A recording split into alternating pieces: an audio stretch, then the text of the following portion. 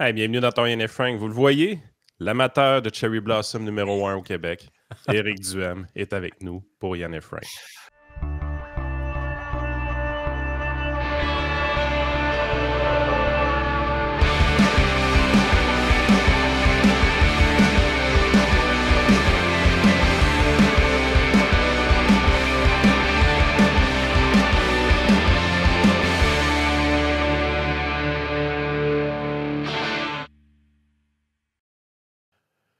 Yes, merci Eric d'être là.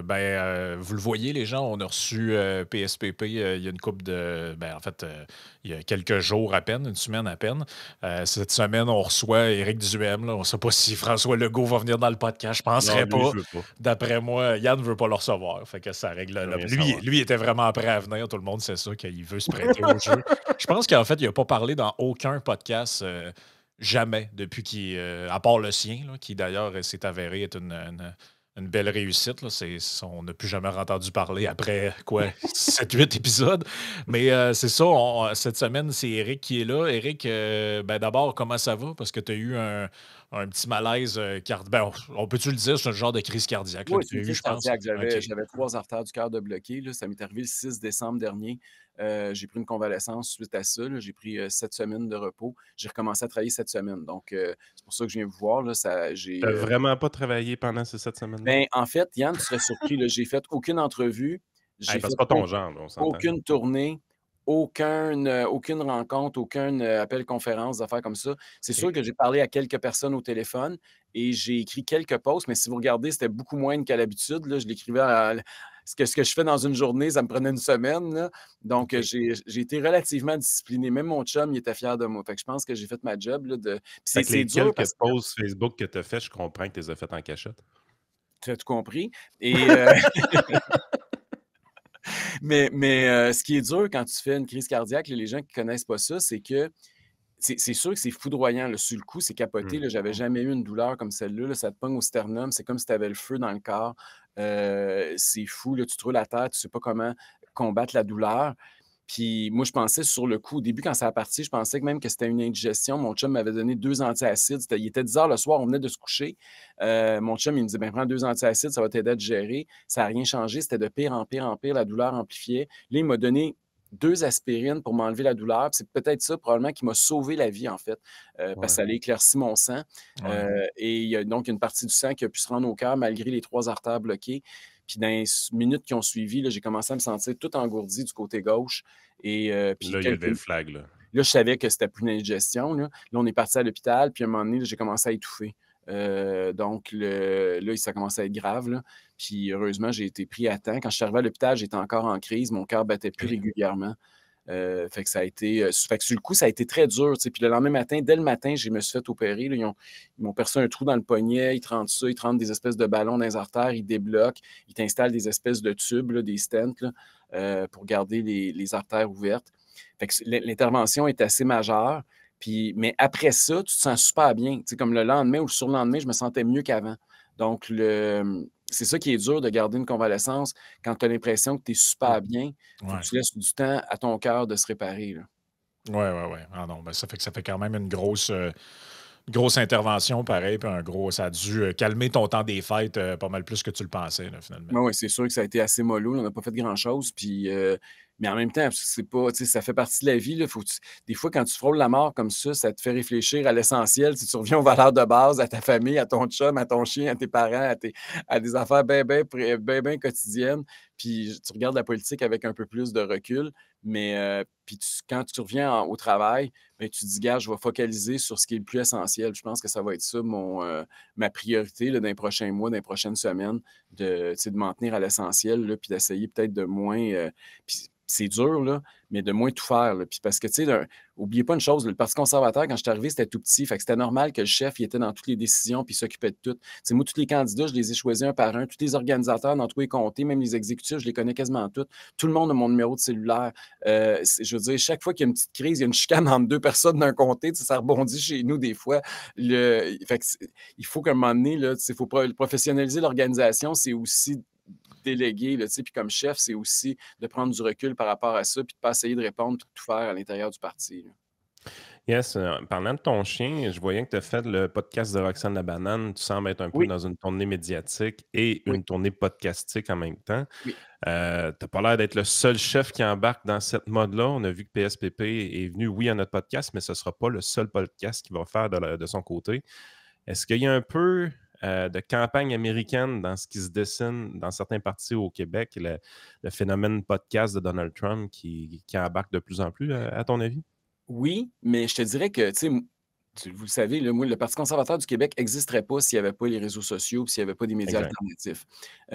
C'est pas les médias traditionnels qui nous couvrent. Là, on a 1 de la couverture médiatique totale des partis politiques au Québec, puis on représente 14 des électeurs. Donc, il y a vraiment une distorsion, pas juste une distorsion démocratique à l'Assemblée nationale, il y a une distorsion médiatique aussi au Québec, politiquement parlant. Et donc, j'ai toujours fait beaucoup d'entrevues sur les réseaux sociaux. Rappelez-vous, j'ai même fait des lives pendant Mhm. des mois et des mois, à toutes les semaines, mes lives du mardi soir. Ah, on J'ai s'ennuie de ton casque de réceptionniste. Ouais, Je c'est peux ça. te le donner, je l'ai gardé en souvenir. Fait que c'est ça, il y a plein d'affaires tu sais, que je continue à faire, mais c'est sûr que je vais l'accentuer.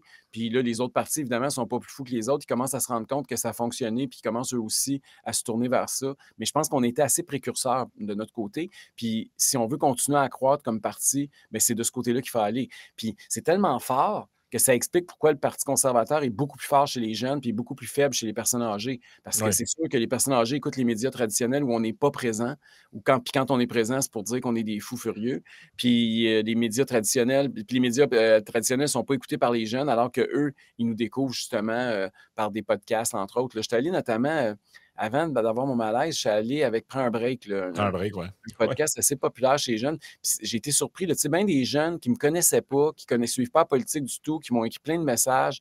Tu sais, c'est là que tu vois comment on peut rejoindre vraiment une nouvelle clientèle qui n'est pas atteignable par les médias traditionnels. Là. Ben, on dirait qu'il y a toujours quelque chose qui est dans l'angle mort des politiciens ou des commentateurs, c'est le fait que tu sais, on prend la politique comme s'il y avait 99% des gens qui votaient, mais en réalité, on le voit au Québec, là, le taux de participation a beaucoup baissé dans les dernières décennies. Ça a remonté un petit peu, mais tu sais, aux dernières élections, c'était quoi? C'est 67%, quelque chose comme ça, j'y vais de mémoire, là, de taux de Oui, participation. Fait que, tu sais, en fait, le parti, entre guillemets, qui obtient le plus de votes, c'est ceux qui votent pas, là. C'est l'abstention, c'est ce que les Français appellent le vote blanc. Fait que, tu sais, tout le monde voit ça comme ah, je vais te voler ton électorat, tu sais, je suis allé chercher des caquistes, je suis allé chercher des libéraux, mais en fait, le gros bassin de croissance possible, c'est et l'intérêt des podcasts, c'est ça, c'est aller chercher du monde qui pas trop intéressé par la politique, découvre des nouvelles idées, puis peut-être peuvent aller voter finalement. Là. ben oui, c'est ça, le gros défi pour nous, c'est celui-là. Puis, si on a perdu quelques comtés à la dernière élection, c'est à cause de ça. Hein. Notre vote est plus difficile à faire sortir parce qu'il est plus jeune, parce qu'il est plus désabusé de la politique. Donc, il est moins. Pour lui, aller voter, c'est pas un automatisme. Hein. Il y a combien de gens qui m'ont dit c'est la première fois de ma vie que je vais voter? Ouais. Nous autres, le Parti conservateur du Québec a contribué à faire augmenter le taux de participation aux dernières élections. Là. Ah, Parce que définitivement. comme tu dis, notre principal bassin, c'est le parti traditionnel, c'était des gens qui votent normalement, pas pantoute. Puis même du monde qui ne suivent pas la politique. Hein. Il y a beaucoup de gens, il y a combien de gens qui, à cause de la crise sanitaire, ça les a tellement frappés dans leur vie personnelle, ils n'avaient jamais voté de leur vie, ils n'avaient jamais suivi ça. Même des personnalités publiques que je nommerai pas, mais qui sont très, très connues au Québec, me disaient j'ai jamais voté de ma vie, je ne le dirai pas publiquement, mais c'est la première fois que j'allais voter. Il y en a beaucoup. Chez qui c'est arrivé. Fait que, il va falloir qu'il y en ait encore plus aux prochaines élections. Il faut que la jeunesse aille voter. Là. C'est toujours un drame que les jeunes ne votent pas, surtout que la politique est devenue générationnelle. Je veux dire, on est en train d'endetter comme jamais une génération. On est en train de les empêcher d'avoir accès à la propriété. On est même en train de les empêcher d'avoir un char. Et ces gens-là, ben, il va falloir qu'ils se réveillent et qu'ils aillent voter au même pourcentage que Ouais. leurs grands-parents. Là. Et ça va être ça le défi de la prochaine campagne électorale. C'est bien qu'on ait le parti politique en entrevue ce matin qui ne fait que parler de pandémie. Parce que vous comprenez l'ironie ici, là. Mais on sent justement qu'il y a des relents pandémiques depuis quelques jours. On utilise les tarifs de Trump. En fait, on a fait peur énormément à la population avec les tarifs de Trump.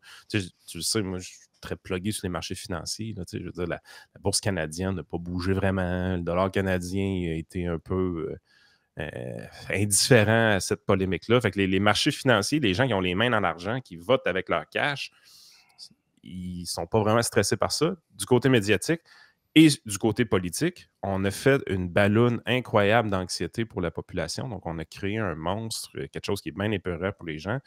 Et là, tranquillement, pas vite, on sent que François Legault veut mettre les bobettes de Superman avec la cape. On sent que du côté des libéraux fédéraux, c'est un peu la même affaire. On sent surtout, Yann, excuse-moi de te couper, mais on sent surtout que si les sondages étaient bons pour Legault, il ferait comme Ford puis il nous déclencherait des élections. Là. Exactement. On est vraiment dans un mode là, que là, les politiciens sortent l'épouvantail et sortent également la cape de Superman et veulent venir sauver l'économie à grands coups de subventions et entre autres, à des niveaux pandémiques, carrément, ça qu'ils disent de leur côté. Un, est-ce que tu as un malaise avec ça? Deux, qu'est-ce qui se dessine? Est-ce que c'est réel ce qui se passe présentement? Non seulement j'ai un malaise, mais moi, ça me fait capoter. Là. Vous avez vu ce que François Legault... C'est pas moi qui le dis. Là. François Legault a dit qu'il allait utiliser l'exemple de la COVID. Il a dit qu'il allait commencer à distribuer des chèques aux entreprises pour sauver du monde. Là, il ne va pas sauver des vies, il veut sauver l'économie. Et là, il va se promener avec votre argent, puis il va distribuer des chèques aux entreprises que lui décide, au montant que lui décide. C'est paniquant là, de penser qu'ils n'ont rien appris de ce qui s'est passé pendant la crise sanitaire. C'est comme s'ils avaient tiré aucune leçon du fiasco de leur gestion de la crise sanitaire. L'inflation. C'est comme s'ils n'ont pas compris encore que l'inflation est arrivée en... Pas juste l'inflation, mais... l'endettement, tous les problèmes économiques qu'on a aujourd'hui, faut pas il y a une raison pour ça. Là. Comment c'est qu'on a le pire déficit de l'histoire du Québec? Est-ce qu'on s'en va dans des situations d'urgence, dans le sens, est-ce qu'on va essayer de gouverner encore par décret avec ces tarifs-là pour être capable de subventionner les entreprises en bypassant toutes sortes de problématiques démocratiques qu'on a au Parlement? Tu as tellement raison, pire que ça. Hier, je voyais, ils ont même adopté une motion à l'unanimité. On n'a pas vu ça pendant la crise sanitaire. Là, ils étaient unanimes à dénoncer les tarifs, à dire que le gouvernement du Québec, il fallait qu'il intervienne pour sauver les emplois. Là, ils sont unanimes encore. Là.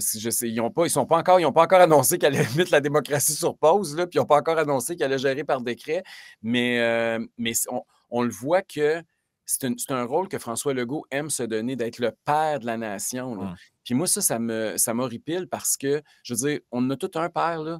Puis vous n'avez pas besoin d'un politicien pour vous servir de père. Moi, je ne veux pas être votre père. Là. Puis j'espère que les autres chefs de parti ne veulent pas être votre père. C'est ce qu'on veut, là, c'est quelqu'un qui va administrer le montant d'argent que vous envoyez au gouvernement, qui est d'ailleurs beaucoup trop élevé, puis qui va le gérer comme du monde, plutôt que d'empiler en plus des dettes, puis d'envoyer ça sur le dos de vos enfants. C'est ça qu'on veut. On veut un bon gestionnaire, pas un père de famille qui nous fait la morale, puis qui nous parle comme si on était des enfants. Et j'ai peur qu'on recommence. Il va toujours faire des conférences de presse à tous les jours pour parler des tarifs, puis des impacts, puis de ces mesures extraordinaires à tous les jours, puis ses chèques, ce qu'il va distribuer, puis il va avec une ministre de l'économie qui va être à ses côtés pour annoncer des mesures spécifiques à chaque fois. Je sais que là, les gens vont dire, voyons donc, Éric, ça n'a pas rapport, mais attendez de voir comment ça s'enligne. Est-ce qu'on a les moyens de faire ça, premièrement? Bien, on avait-tu les moyens de le faire pour la première fois? Non, on ne l'a pas plus, on l'a encore moins aujourd'hui, c'est clair. Écoute, on a 11 milliards de déficit, le fédéral a 62 milliards de déficit. Ils vont aller chercher l'argent où? On a déjà l'assurance que la prochaine génération va être plus pauvre. Là, on ne peut plus les endetter à côté. Là. Il va falloir qu'à un moment donné, quelqu'un tire la plug. Il faut leur enlever le chéquier des mains. Et les électeurs vont le faire. Moi, j'ai confiance qu'à Ottawa, plus tôt que tard, on va leur enlever le chéquier des mains. Là. Mais à Québec, il va falloir que ça se fasse de façon rapide là, parce que c'est pas vrai qu'on va laisser François Legault repartir dans ses folies. Là. Et ça doit être dur d'exercer une gouvernance dans la situation présente parce que c'est comme si présentement, je pense, l'expression poule pas de tête est utilisée des fois un peu trop facilement, mais je pense que là, on est vraiment là. C'est-à-dire qu'il y a 52 000 scénarios que tout le monde se lance dans les airs. Moi, je vais couper le courant, l'autre veut couper le gaz, un veut bloquer l'accès aux minéraux, lui est dans le jus d'orange puis dans les bananes. Le fédéral, d'un côté, on a Trudeau qui est encore là puis qui dit on va s'en aller avec des plans massifs d'aide. Carney donne des entrevues en disant qu'il va balancer le budget d'un premier mandat. En fait, je pense que les gens ne savent plus où se tirer. Mettons que tu étais au pouvoir, là, Éric, là, c'est quoi, mettons, un truc que tu penses qu'il devrait être fait? Là? Est-ce que tu penses que ça aurait dû aller plus du côté de l'Alberta? Ou Il y a trois choses qu'il faut faire. Ben, d'abord, il faut faire comme l'Alberta. Là. Danielle Smith, qu'est-ce qu'elle a dit? La première ministre de l'Alberta, elle a dit je vais défendre l'Alberta d'abord et avant tout, je vais défendre mes travailleurs. Le Québec, il faut qu'on fasse la même chose. Là. Quand Mark Carney dit qu'on va commencer à taxer l'électricité qu'on vend aux Américains, je m'excuse, mais on ne prendra pas en otage l'électricité québécoise. Ce n'est pas les travailleurs d'Hydro puis de certaines entreprises québécoises qui vont payer le prix par patriotisme canadien pour envoyer un message à Donald Trump. Voyons donc, c'est ridicule de penser de même. Là. On gagnera absolument rien dans une guerre commerciale contre les Américains. Mais on peut tirer des leçons. OK? Fait que moi, je pense qu'on a nous autres, les conservateurs, on propose essentiellement 3 choses. D'abord, on n'est jamais si bien servi que par soi-même. Soyons autonomes. Pas en votant à un référendum et en brandissant un drapeau à l'ONU, là, comme le PQ le souhaite. Là. Non. Être autonome, là, ça commence par avoir de l'énergie, parce que c'est le secteur stratégique là, présentement. Là, avoir l'énergie qu'il nous faut pour nos propres moyens. Au Québec, là, on importe 100 de notre gaz naturel, alors qu'on a la plus grosse réserve de gaz naturel non exploitée au monde en dessous des pieds. Faut-tu être assez sans dessin? Pensez-y 2 minutes. Là. Et là, on importe du gaz naturel de la Pennsylvanie, croyez-le ou non. Et là, puis tu sais, Donald Trump, aujourd'hui, il joue les gros bras. Pourquoi? Parce qu'on a été assez nono pour ne pas être autonome puis se rendre vulnérable face aux Américains. Fait que je pense qu'il faut exploiter notre gaz. Il faut aider le Canada. Le Canada, là, c'est notre meilleur allié à tous les niveaux. On fait partie d'un pays encore, là. Puis la dernière chose qu'on veut, puis M. Plamondon devrait d'ailleurs mettre sur pause son projet de référendum là, pendant un bon bout de temps, parce que ce n'est pas le temps de commencer à déstabiliser nos frontières à l'est et à l'ouest, aussi au niveau du commerce. Là. Mais il faudrait qu'on aide l'Alberta justement à se désenclaver, qu'on dise oui à GNL Québec pour liquéfier du gaz naturel, pour aller alimenter notamment l'Europe et le reste du monde, qu'on dise oui à des pipelines qui traversent le territoire québécois pour faciliter aussi la vente du pétrole albertain ailleurs qu'aux États-Unis. Je pense que sur le secteur énergétique, là, il y a 3 choses qu'on peut faire.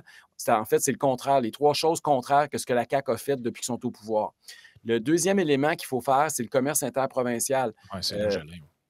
Là, écoutez, là, on s'impose nous-mêmes des tarifs qui varient entre 6 et 15 entre nous dans notre propre pays. L'avantage d'être un pays, c'est de pouvoir commercer entre nous autres. Nous autres, au Québec, on est les pires en passant. Ce n'est pas à faute des autres provinces. Là. On est la pire province au niveau des barrières interprovinciales. Ça, il faut que ça cesse. Ça, juste ça, ce n'est pas les tarifs de Trump. Ce n'est pas à faute de Trump. On parle de quel produit qui a des tarifs de 6 à 15 Écoute, je lisais une étude je pense que c'est Deloitte qui a fait l'étude, puis elle est citée d'ailleurs ce matin dans le Journal de Québec par Girard. Là. Michel Girard en parle. Il y a des affaires, là, Yann, que c'est ridicule. Là. Il y a des affaires que c'est tellement niaiseux. On va dire, par exemple, il y en a que ce n'est même pas des tarifs en termes d'argent, c'est des tarifs en termes de...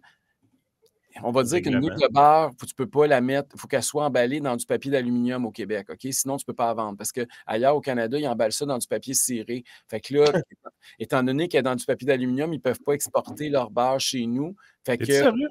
oui, mais c'est des niaiseries de même, mais c'est des Puis barrières. le fait que moi, mettons, je ne peux pas commander une bouteille de vin à LCBO. Là. Pourquoi ils ne pourraient pas me livrer ça? On est dans le même pays. Puis pourquoi, mettons, l'inverse? Un Ontarien ou quelqu'un en Saskatchewan dit « Ah, c'est drôle, la SAQ, ils ont un scotch qu'il n'y a pas chez nous. Je peux-tu le commander en ligne, me le faire livrer? » Non. C'est ça. Fait qu'on a toutes sortes de barrières ridicules là, qui n'empêchent. Fait que profitons donc de la crise actuelle pour régler un problème qui traîne depuis trop longtemps et qui nous fait perdre des milliards à tous les ans. Ça, c'est une autre solution. Puis la troisième solution, puis là, Yann, tu vas être content d'entendre ça, parce que moi, tant qu'à moi, la vraie menace de Trump, c'est pas ses affaires de tarifs, puis c'est encore moins l'idée qu'il veut nous annexer pour en faire du Canada un 51e État. Là. C'est que s'il va de l'avant, puis je pense qu'il va y aller de l'avant, avec ses baisses d'impôts pour les entreprises et les individus aux États-Unis. On est déjà l'endroit le plus taxé du continent. On va creuser l'écart. Nos entreprises vont être de moins en moins concurrentielles, puis notre gouvernement va nous couler. La vraie affaire qu'il faut faire si on veut combattre Trump, pour baisser les taxes et les impôts des entreprises et des individus au Québec. Là. Parce que Trump, si vous lisez un peu, là, oui, il y a le tarif de 25 au Canada qui est annoncé. Il y a eu l'histoire avec la Colombie, il a menacé d'un tarif de 25 puis 50 puis finalement, le président est rentré la queue entre les 2 jambes.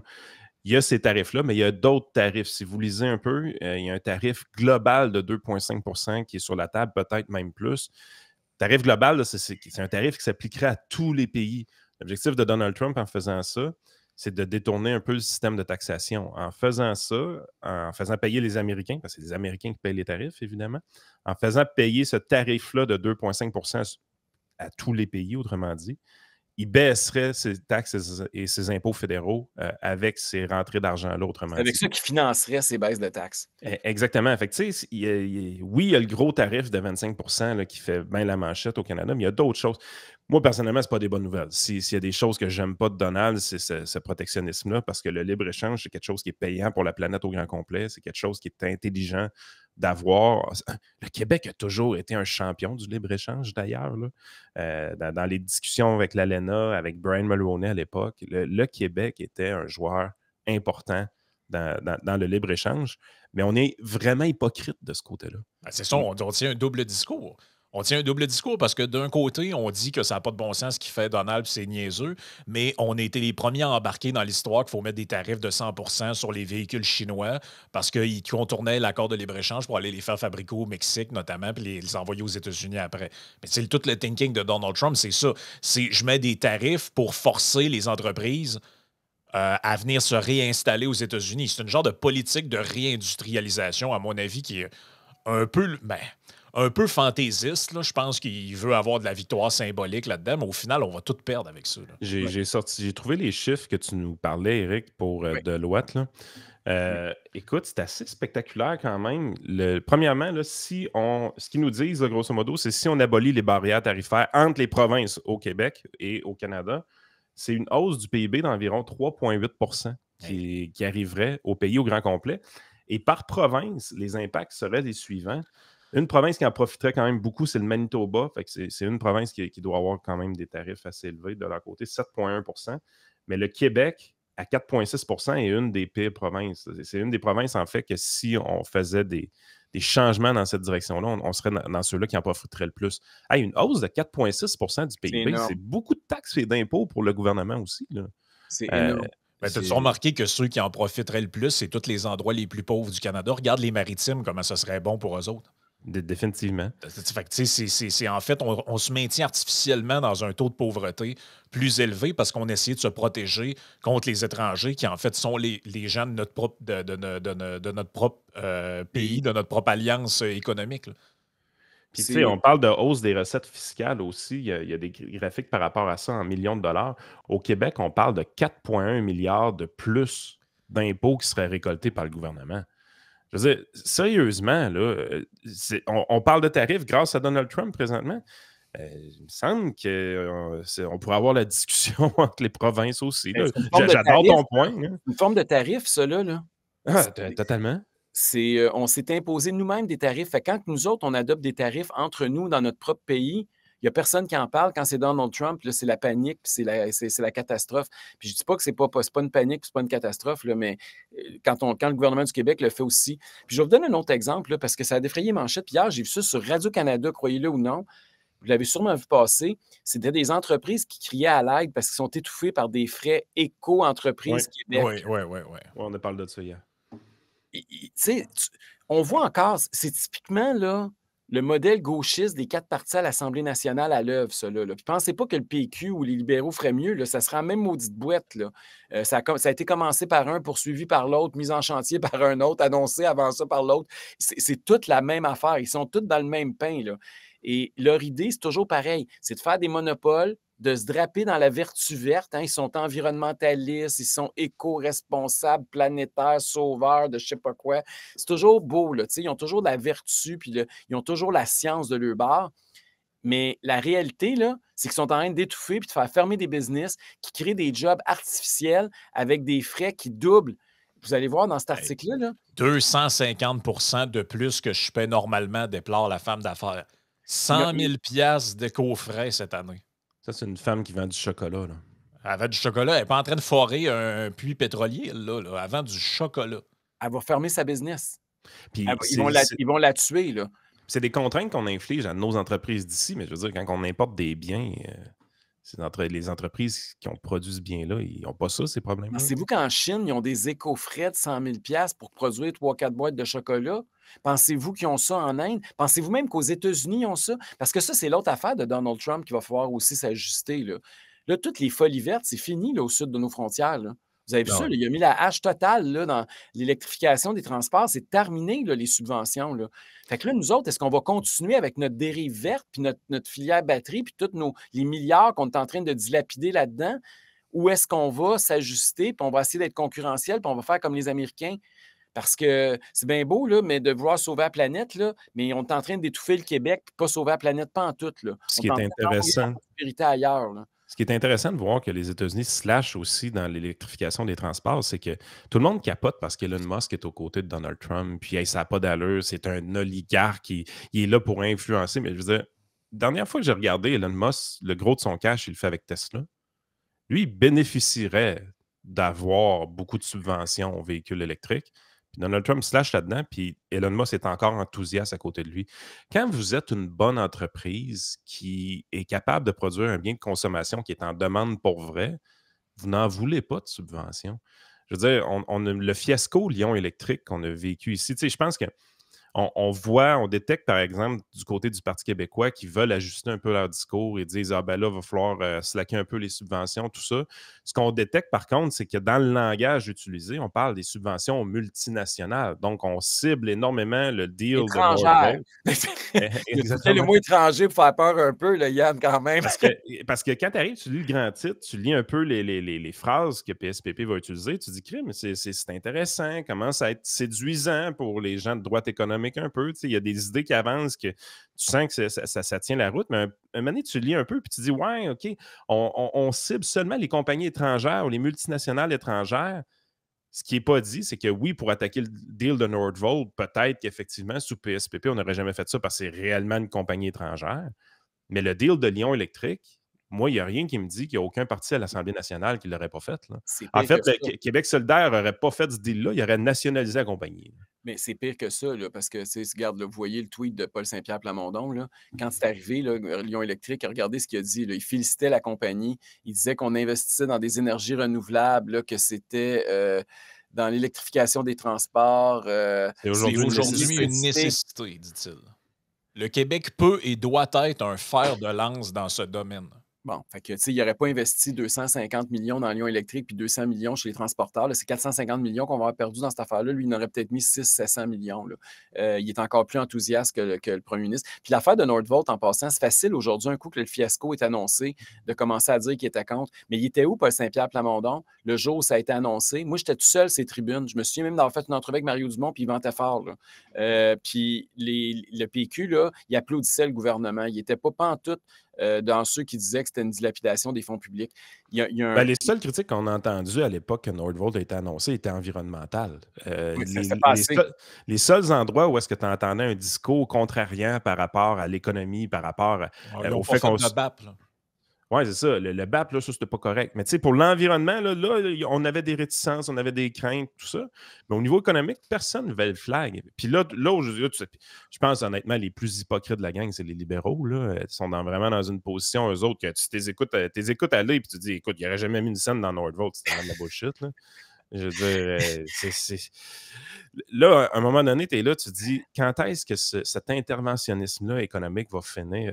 C'est quoi? Qu'est-ce qu'on peut faire comme Québécois pour dire, arrêtez de jouer avec notre argent, laissez-la dans nos poches, au pire, nous autres, on va la placer, nous autres, on va investir dans des compagnies du futur, mais pas vous autres. Je veux dire, vous n'avez aucun talent. On nous a vendu Pierre Fitzgibbon comme un pilote de Formule 1 incroyable pour l'économie.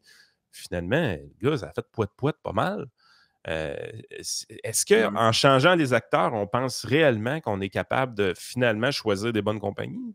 C'est ça qui est le drame, hein? C'est qu'à chaque fois, là, il y a toujours un nouveau dada, une nouveauté, un nouveau gadget qui fait que, ah là, le gouvernement devrait investir. Tu sais, à l'époque, rappelez-vous, le PQ, c'était une cimenterie, là, ou même la Gaspésia, rappelez-vous de ça. Après ça, les libéraux, là, ça a été Bombardier, puis ça a été... Puis là, on arrive avec la CAQ. Ouais, c'était l'hydrogène bleu, je sais plus trop. L'hydrogène vert. Ouais, l'hydrogène vert.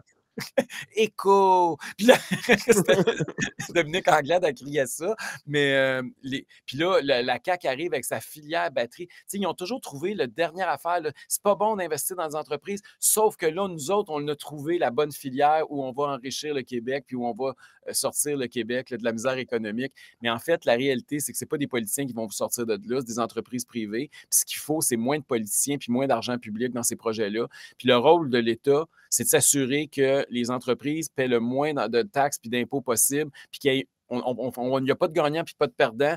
Tout le monde est bienvenu, puis qu'on s'assure que les règles du jeu sont respectées, puis qu'il y a un système de justice pour tout le monde. C'est ça le rôle de l'État. Fait que tant et aussi longtemps qu'on n'élira pas un parti qui partage cette philosophie-là, on va toujours pogner le dernier vendeur du dernier gadget qui va nous arriver avec une supposée trouvaille qui va nous sortir du trou pour mieux nous y enfoncer. Parce que c'est exactement ça qui se passe de gouvernement après gouvernement. C'est pas la même filière. Il y en a un qui c'était l'aéronautique, il y en a un qui c'était le ciment. Ah là, le prochain, ça va être l'intelligence artificielle. On les C'est voit sûr, aller. c'est déjà écrit dans le ciel. Là. Ils vont partir. Puis il essaie toujours de trouver quelque chose qui est un peu in, qui est nouveau, qui a une nouvelle saveur qu'on ne connaît pas trop pour essayer de justifier, puis donner un vernis vert. Il essaie toujours de montrer que c'est de plus en plus vert pour essayer de nous vendre ça puis de nous faire passer à la pilule. Ouais. Mais la réalité, là, c'est que méfiez-vous de la vertu en politique.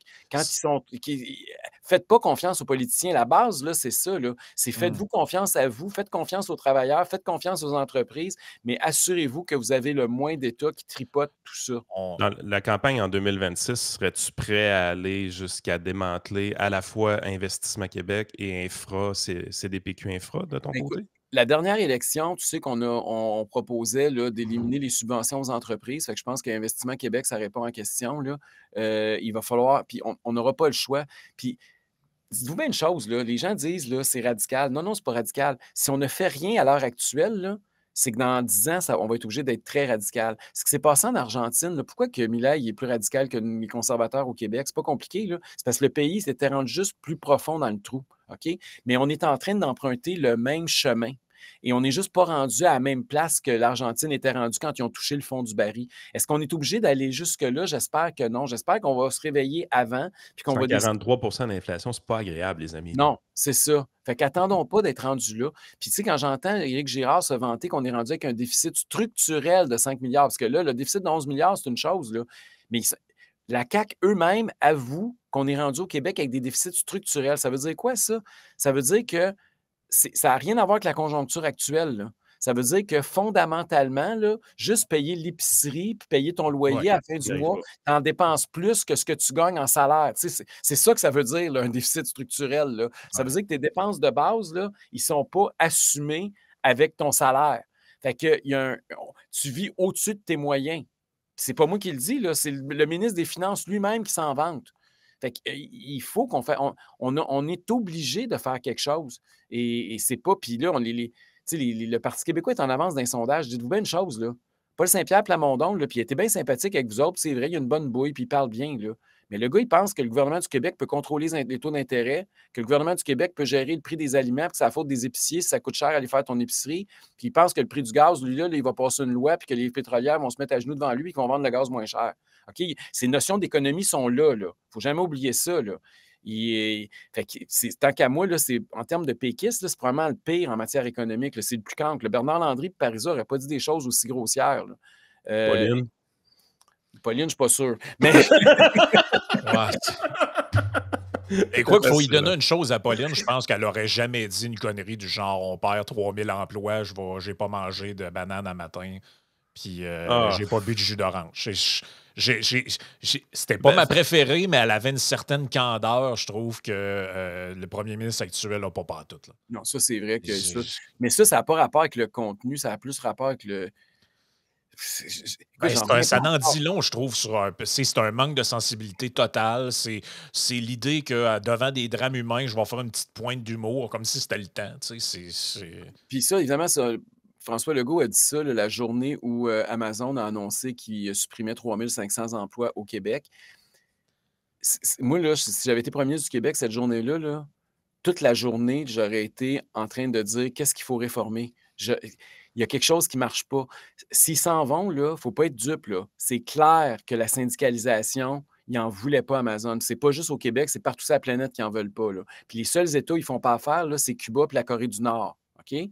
Si là, ils ont dit, puis pourquoi que les syndicats ont ciblé le Québec pour entrer dans une usine de 200 personnes à Laval pour commencer à syndiquer puis faire une brèche, puis essayer de faire un modèle avec Amazon? Pourquoi ils ont choisi le Québec? C'est pas parce qu'on parle français, c'est pas parce qu'ils nous aimaient à la tête, puis c'est pas parce qu'il y avait un syndicaliste là-bas C'est qui était facile bon. ici. C'est parce qu'on a un système qui fait en sorte qu'on a un parti pris pro-syndical dans nos lois, anti-entrepreneur, anti-investissement. OK? C'est ça qui est arrivé avec Amazon.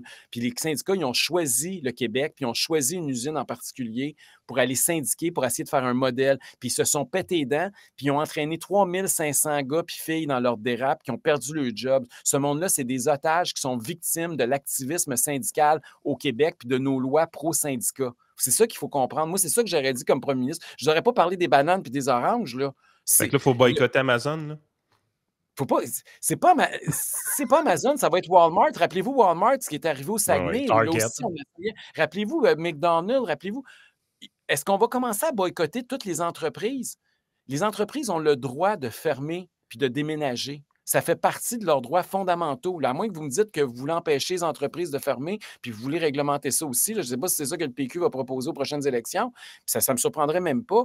Mais je veux dire, pour moi, c'est fondamental. Une entreprise a le droit d'ouvrir, de fermer, puis de déménager. C'est parti. C'est une entreprise privée, ce n'est pas de nos affaires. Le problème, là, c'est pourquoi c'est au Québec que ça se passe. C'est ça la question qu'il faut se poser. Puis ça n'a pas rapport avec Amazon, ça n'a même pas rapport avec ce qui s'est passé. C'est les lois fondamentales du Québec qui sont déséquilibrées à l'avantage des syndicats. Puis il n'y a personne à part moi qui dit ça. Il n'y a aucun des 125 députés qui va se lever à l'Assemblée nationale pour dire ça. Là. Écoute, tu as écrit un livre carrément sur les syndicats Oui. à l'époque. Comment tu penses que ça s'est produit, la syndicalisation d'Amazon? Je veux dire, on est encore au mode carte de membre. Ça s'est fait dans les parkings, autrement dit. On est allé voir les gens. Ils vont même chez avec, eux, deux- des fois. avec 250 employés, ça prenait quoi? 125 cartes de membres signées, peu importe la méthode utilisée de leur Pensez-y, côté? là, c'est un petit peu plus que 100 personnes qui ont fait perdre la job de 3500 personnes. Fait que tu sais, qui me disent, ouais, mais c'est la démocratie syndicale. Et où la démocratie? Le 97 il ne compte pas, lui. Pensez-y, là, c'est fou, là. D'ailleurs, il y a eu un dossier de cours que les gens peuvent. J'en avais parlé dans une chronique. Là. On peut voir que Amazon, en fait, a essayé de faire un recours devant les tribunaux en disant qu'il n'y avait pas eu de transparence dans le processus d'accréditation. Puis le juge, en gros, ce qui répond, le ou la juge, je ne me rappelle plus, ce qu'ils ont répondu, c'est que dans nos lois, nous, l'employeur, n'a pas, la partie patronale n'a pas de regard sur la manière dont le processus se fait. Donc, ça devrait être contesté par quelqu'un d'externe.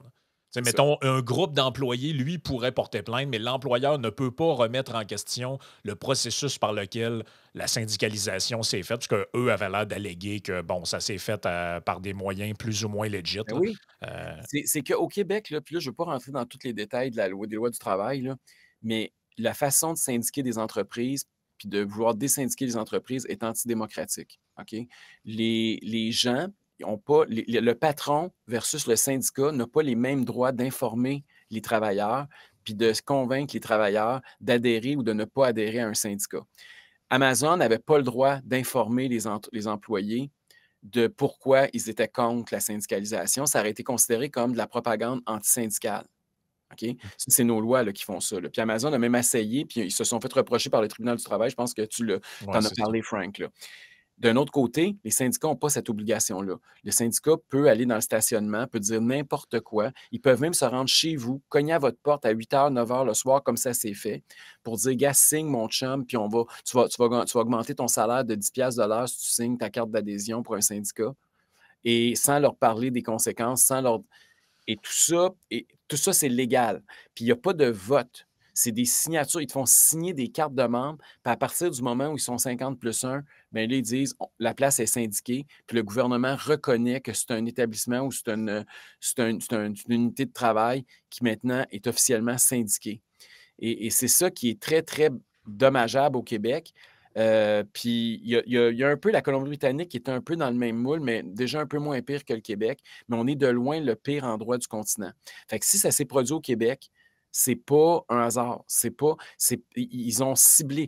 Les syndicats se sont concertés à l'échelle du continent. Moi, ça ne me surprendrait pas que les Américains soient derrière ça. Tu sais, on parle souvent là, que les Américains sont derrière ci et ça, mais dans ce cas-ci, croyez-moi, c'est vrai. Là. Les syndicats américains ne sont pas imbéciles. Là. Ils savent que s'ils veulent un jour rentrer par Amazon, il faut qu'ils passent par le maillon le plus faible. le plus pro-syndical de toutes les législations des 60 États nord-américains, puis c'est au Québec que ça se trouve.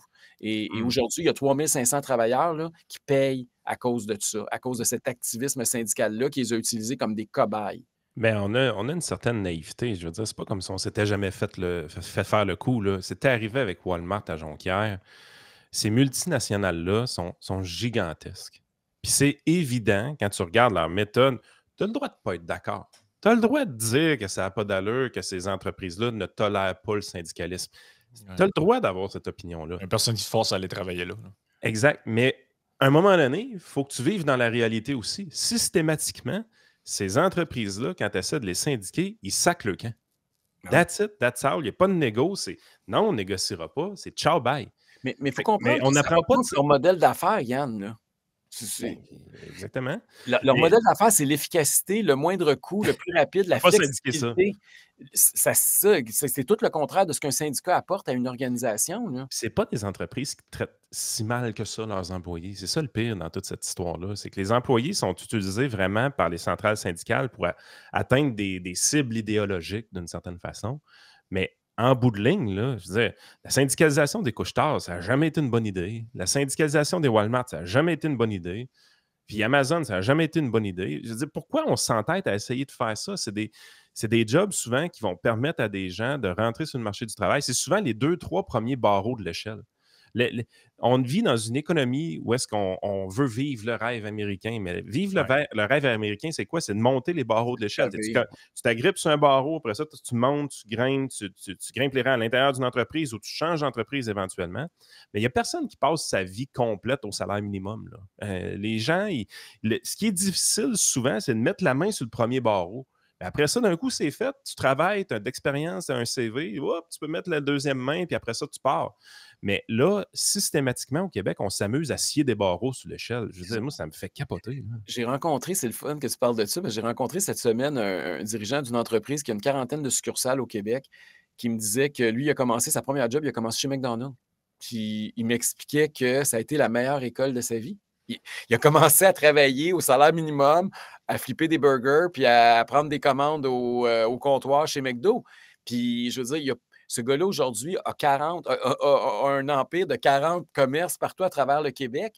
Fait que c'est exactement ce que tu dis, Yann. La réussite et l'ascension sociale, c'est pas être le fils d'un ancien premier ministre, devenir premier ministre, finir sans queue de poisson comme Justin Trudeau. C'est pas ça, la réussite. Là.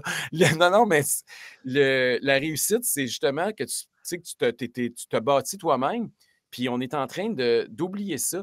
Puis ce qui m'inquiète, puis c'est pour ça que je suis en politique, puis c'est pour ça que malgré mes problèmes de santé, j'ai le goût de me battre encore plus qu'avant. Au Québec, là, on a eu la chance de bâtir des choses extraordinaires. Puis quand tu es chef de parti, tu visites tous les coins du Québec, tu rencontres toutes les entreprises, tous les travailleurs, tu te promènes partout, puis tu vois comment il y a eu un progrès incroyable qui s'est fait. Puis j'ai l'impression qu'aujourd'hui, on est rendu dans une période de déclin. J'ai l'impression que tout ce qu'on a fait, tout ce qu'on a contribué à bâtir au Québec, on est en train de le déconstruire. Puis c'est pas juste la déconstruction des woke, là. C'est la déconstruction au niveau... Je vais rencontrer des maires dans des municipalités comme j'ai fait hier. J'ai rencontré quatre conseils de ville hier dans Arthabasca. Écoute, ils sont bloqués. Ils ne peuvent même plus construire. Quand on parle là, de la crise du logement, j'ai rencontré hier 4 municipalités là, où le gouvernement les a menottés, les empêche de construire des habitations parce qu'ils ont des travailleurs de plus en plus, puis ils ne savent plus où les loger, puis ils veulent construire. Puis là, on a fait toutes sortes de zonages. C'est rendu que même, il y a une ville, entre autres, que j'ai visitée hier, là, est considérée par la nouvelle carte comme étant toute en zone inondable. C'est comme si la ville était en dessous de l'eau. Mais il dit, écoute, on a une falaise de 15 pieds ici. Il dit même la falaise en haut de 15 pieds, où il n'y a jamais eu d'eau de l'histoire. Il n'y a personne qui se rappelle qu'il y a eu une goutte d'eau qui s'est rendue là. C'est rendu une zone inondable. Ça vient de la fonction publique, ces affaires-là. C'est pas le politique. C'est tous des fonctionnaires. Ce n'est pas des politiques. Les gens qu'on a élus n'ont même pas de pouvoir de changer les choses. Ils ne sont même plus capables, dans cette municipalité-là, de se construire un garage municipal. Ils sont plus capables parce qu'il n'y a aucun endroit dans la ville où ils peuvent construire un garage. Il y a des maisons qui sont passées au feu ou il y a une grange qui a tombé. Ils ne peuvent plus reconstruire parce qu'ils disent que c'est en zone inondable alors qu'il n'y a jamais eu d'eau. Je veux dire, il y a toutes sortes d'aberrations comme celle-là qui font, ou parce que c'est zoné, ils appellent les zones blanches, zones vertes, là, tout est contrôlé pour il y a des endroits qui ne seront jamais propices à l'agriculture, mais qui, pour toutes sortes de raisons, ont été au fil du temps zonés verts. Puis c'est des petits morceaux de terre qui ne seront jamais cultivés à rien. Puis où il y a des gens on pourrait établir des familles, puis des jeunes pourraient se bâtir là, puis pourraient élever leur famille là-dedans. Bien, on ne pourra jamais rien faire avec ces terres-là. Puis les gens qui les ont, mais ça ne vaut rien. Ils sont obligés de payer des taxes, puis ça ne vaut absolument rien. Fait que toute cette façon de faire-là, pensez-vous que le Québec s'est construit comme ça? Pensez-vous vraiment qu'on va aller loin avec ça? Je veux dire, un autre exemple, c'était un dépôt de sel. Tu sais, pour le sel l'hiver, il y a une municipalité que j'ai visitée hier. Le maire, il me dit, Eric, ça m'a coûté 1 million, quelque chose qui doit coûter à peu près 100 ou 200 000 piastres. Parce que là, il a fallu qu'ils fassent faire toutes sortes d'études. Là, l'environnement, ils ont exigé que les blocs, parce que c'était une zone ci, c'était une zone ça, il ne fallait pas que ça soit un établissement permanent. Il a fallu qu'ils fassent d'autres études. Ça lui a coûté 500 000 piastres, juste des études pour construire un dépôt à sel. C'est la folie, là.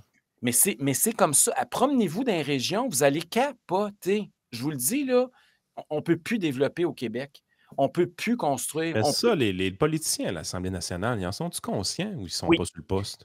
Puis honnêtement, là, les députés ne sont pas tous inconscients de ça, puis ne sont pas tous insensibles. Il y en a plusieurs qui les rencontrent. À peu près tous les élus dans toutes les régions que je rencontre qui me racontent ces histoires d'horreur-là, ils me disent tous que leur député est allé les voir, puis a essayé de les aider, qui a essayé de les mettre en contact avec un fonctionnaire au ministère X, Y, Z. Souvent, c'est l'environnement. Des fois, c'est les affaires municipales. D'autres fois, c'est l'agriculture. Mais que ça a bloqué. Ça a bloqué au niveau de la fonction publique. Puis c'est des gens qui interprètent des lois by the book, puis qui disent, ben non, tu peux pas, puis qui n'ont aucune sensibilité. Puis tu sais, on est aujourd'hui, là, on paye des gens, pas pour développer et faire progresser le Québec, mais pour nous empêcher d'évoluer. C'est ça qui est grave, là. Ouais. Mais là, comment on fait? Là? Mettons, là, tu te fais élire ou vous avez un groupe, vous avez un groupe à l'Assemblée nationale de 7, 8, 10 députés. Comment on fait pour changer ça? Parce que là, on regarde, là, on avait, quand la CAQ était dans l'opposition, il disait, hey, Dominique Savoie, elle est rien que bonne, Éric Kerr disait ça, rien que bonne aiguiser des crayons, elle, tu vas voir qu'elle va prendre le bord, mais qu'on prenne le pouvoir. Finalement, c'est quasiment rendu première ministre. La numéro 1 des fonctionnaires. La numéro 1, c'est ça, est rendue la boss des fonctionnaires. Il y avait une fille aussi qui s'est fait démettre de ses fonctions dans le cadre d'un scandale de DPJ avec l'histoire des centres de correction jeunesse. Là. Il y a une fille qui s'est fait tasser de là. Il y a quelqu'un qui m'a envoyé un lien il y a quelques jours. Elle vient d'être renommée sur une autre affaire. Tu sais, l'espèce de ce que Millet appelle la casta politica, là, c'est un peu ça. Là. On dirait qu'il y a une classe de gens non élus. C'est ça qu'il faut rappeler. Ces gens-là, ce sont des non-élus. Dominique Savoie n'a jamais eu sa face sur une pancarte quelque part. Moi, je n'ai pas voté pour elle. Et, vous autres non plus, puis les gens qui nous écoutent non plus. Mais ces gens-là, on dirait que les ministres passent et se succèdent. Les premiers ministres passent et se succèdent, mais eux sont toujours là. Peu importe ce qui arrive, au pire, on va l'envoyer à SAQ, puis si ça ne fait pas, il ira à Hydro-Québec. Ils font plus d'argent que les PM. Là. Ils font plus d'argent que les PM, puis tu as l'impression que c'est eux autres qui décident au final. On fait comment ça pour changer ça? Comme dirait Millet, que tu viens de citer, Afuera. Moi, je pense qu'il va falloir, à un moment donné, il y a des affaires qu'il va falloir abolir. Il y a des affaires qu'il va falloir dire, c'est pas le rôle du gouvernement. Il va falloir rendre nos municipalités et nos élus locaux responsables de leur développement local. C'est aux gens dans la municipalité XYZ de décider si oui ou non un terrain qui est abandonné depuis 30 ans, s'il y a une petite famille, il peut l'acheter puis peut se construire une maison ou pas. C'est pas un ministère XYZ de commencer à interpréter des lois et des règlements pour essayer de trouver un article pour empêcher ce monde-là d'avoir un toit sur la tête. Moi, je pense qu'on est rendu là. Historiquement, c'était ça. Historiquement, là, les municipalités avaient beaucoup plus de pouvoir. Aujourd'hui, ils sont devenus des employés du ministère des Affaires municipales. Allez dans n'importe quelle ville, demandez-leur combien de paperasses le monde ne font que ça, remplir des papiers. Vous allez être surpris, pour ne pas dire catastrophé, de constater la quantité de papiers. C'est comme s'ils doivent des comptes. Ils doivent toujours faire rapport au ministère. Ils sont contrôlés par un ministère, par des gens des gens qui sont spécialisés là, en zonage puis en toutes sortes d'affaires pour écœurer le monde. Et puis ce qui est grave, là, c'est que personne ne parle de ça. Rappelez-vous quand Pierre Poilievre en a parlé un peu les gatekeepers. Ils appellent ça les gatekeepers, eux autres, en anglais. Au Québec, on n'a même pas de mot tellement. On n'est pas habitué d'entendre parler de ce concept-là. Il y a bien du monde qui nous écoute aujourd'hui. C'est la première fois qu'ils entendent ce que je suis en train de dire là. Mais ces gens-là, là, ils ont un pouvoir énorme. Ils sont élus par personne. Puis il n'y a personne qui en parle. C'est même pas l'objet du début du commencement d'un débat. Regardez les temps d'attente avant d'avoir un permis de construction ou un permis. un exemple bien niaiseux, là. Essayez de faire dans votre sous-sol un bachelor, un appartement pour créer une place là, pour un étudiant, pour aider pour la crise du logement. Vous voyez qu'il y a un problème de logement au Québec, vous voulez faire votre part. Pas à Allez voir. Montréal. On parle, là, juste pour avoir un permis, là, c'est au-dessus de 1000 $. OK? Juste pour aller te demander un permis. Après ça, regardez les règles qu'ils vont vous imposer. Il faut vous engager après ça un architecte parce qu'ils vont vouloir des plans. Il va falloir que vous engagiez un arpenteur parce que là, ils vont vouloir le pourcentage à l'extérieur puis les dimensions de ci puis ça. Puis là, après ça, il va y avoir des modifications. Puis calculez le nombre de mois ou d'années que ça va vous prendre. Puis calculez l'argent que ça prend parce que le temps, c'est de l'argent aussi, là. Tu refais pas ton argent. Si vous commencez à calculer tout ça, il n'y en a pas un d'entre vous qui va avoir un bachelor dans son sous-sol parce que vous allez vous rendre compte que c'est une perte de temps et d'argent. Ou bien ça se fait en dessous de la couverte, puis c'est ma cousine qui reste là. C'est de même, ça finit. Ferme ta gueule, puis contourne les lois. Puis, mais ça, je me le fais souvent dire par les élus locaux. Hein, ils me disent souvent, ouais, mais là, on a fait des petites passe-passe, on ne leur a pas dit telle affaire, on leur a dit telle affaire pour que le ministère autorise telle chose. C'est rendu que des élus me disent ouvertement qu'ils contournent des lois parce que sinon, dans leur ville, il ne se passerait strictement rien. Puis ils sont obligés de mentir au gouvernement. C'est la seule façon qu'ils ont trouvé pour pouvoir un peu faire avancer les affaires. Oui. Joey, tu avais une question. Oui, bien, au-delà de la méthode Afuera, Éric, bien évidemment, je suis 100% d'accord. Serais-tu en faveur, au moins, de promettre, en fait, ou du moins de présenter des limites de mandat pour les hauts fonctionnaires, les sous-ministres surtout, que souvent, sont là, ils ont quasiment vu 15 ministres passer et sont toujours là encore. Puis un peu ce qu'ils sont en train de faire aux États-Unis, je sais que, en tout cas, si la candidature de RFK Jr. va être confirmée, c'est un peu ça qu'il veut faire, c'est que tous ceux qui travaillent, par exemple, dans la FDA ou quoi que ce soit pour l'industrie n'ont pas le droit par la suite, quand ils quittent, mettons, leur poste au sein du gouvernement ou de ces agences-là, que pendant un certain nombre d'années, après avoir quitté, ils ne peuvent pas immédiatement devenir lobbyiste au privé pour ces domaines-là. On l'a vu avec Pierre Fitzgibbon. À seconde qui est plus super ministre de l'économie et de l'énergie, il est rendu à faire du lobbying pour cette affaire-là aussi, puis ça m'a plein les poches. Fait que, serais-tu un peu en faveur de ce type de politique-là? Oui, bien, en fait, la question que tu poses de façon plus globale, là, c'est parce que c'est un gros problème. Les fonctionnaires restent, puis les politiciens passent. Hein, c'est un peu ça, le modèle qu'on est actuellement. Là, ceux qui partent s'enrichissent. Le politicien est là pour 4 à 8 ans, puis le fonctionnaire il est là pour 30 à 40 ans. C'est ça le modèle actuel. Puis ce qui fait en sorte que quand l'élu arrive, ben, il ne connaît pas trop ça. Ça lui prend 2-3 ans à se revirer de bord. Pendant ce temps-là, c'est l'autre qui pousse, qui siffle dans les oreilles qu'est-ce qu'il faut faire. Puis quand il ne fait pas ce qu'il veut faire, ben, il tasse, puis il remet un autre à sa place. Puis les fonctionnaires continuent à exercer le véritable pouvoir. La première réponse qu'il faut donner à ça, c'est d'abord, il y a trop de fonctionnaires au Québec. Ça, je pense que regardez tous les ratios ou à peu près, là, vous allez vous rendre compte qu'il y a trop d'employés de l'État. Puis non seulement il y en a trop, mais on s'en va dans mauvaise direction. Vous avez vu encore récemment, on a vu qu'il y a plus d'employés de l'État que d'employés dans le secteur privé qui ont été embauchés ces dernières années. Là. On crée plus de jobs au gouvernement que dans le secteur privé, toutes les entreprises réunies. Là. Fait que le problème de base, il est là. Avant de commencer à penser combien de temps ils vont rester, d'abord, il faudrait qu'on aille beaucoup moins. La première étape, là, je pense que le premier ménage qu'il faut faire, OK, c'est tu sors les chiffres. Là, 72 500 employés de plus dans la fonction publique au Québec depuis 2018. 8 de plus d'enseignants, 9 de plus d'infirmières, 7 de plus de cadres et 40 de plus d'employés de bureau. Non, mais c'est ça. Ah, mais il n'y a pas de gras, Yann. Ah ouais, on est sur le fer que le gars. Ah ouais. Puis pendant ce temps-là, je ne sais pas, là, j'ai pas vu je ne sais pas si Nicolas a sorti le chiffre, là, mais je sais que le chiffre des emplois dans le secteur privé pendant la même période était inférieur à ça. Là. Ben écoute, moi, c'est le vrai drame, parce que c'est eux autres qui payent pour ces salaires-là. Là.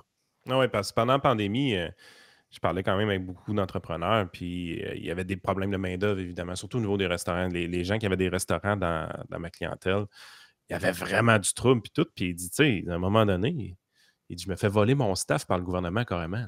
Avec tout ce qu'ils font pour essayer de sauver CHSLD et les RPA, ils donnent des salaires très avantageux, tout ça. Je perds mon staff au profit du gouvernement parce que moi, je me fais fermer une semaine sur 2 aux affaires de même. Peu importe, on ne sait jamais qu'est-ce qui va arriver. Les gens sont insécures financièrement, fait qu'ils disent, ben, je vais aller travailler pour le gouvernement à la place. Mais je veux dire, quand tu vois le secteur public venir concurrencer de cette façon-là, le secteur privé, maintenant, tu te dis, Caroline, tu ne te bats pas à armes égales. Là, ils disent, oh, ben, j'ai qu'à payer les employés plus cher. Non, c'est pas de même, ça marche la vie. Ouais. Tu peux pas être concurrentiel si tu payes toujours tes employés plus cher. Là. Puis l'autre Non, affaire, c'est ça. ce que tu viens de dire, là, c'est tellement vrai, Yann. Aller dans des usines, aller rencontrer des entrepreneurs, demandez-leur qu'est-ce qui se passe, parce qu'on a parlé longtemps de pénurie de main-d'œuvre, mais en fait, c'est une pénurie artificielle, là, parce qu'on aurait eu 72 000 là, qui auraient pu être embauchés. Là. Totalement. Après ça, on dit ah, ben là, il y a un problème d'immigration, puis des travailleurs temporaires, les travailleurs étrangers temporaires. Mais pourquoi les entreprises vont importer de la main-d'œuvre? Parce qu'ils se sont fait voler le staff par le gouvernement.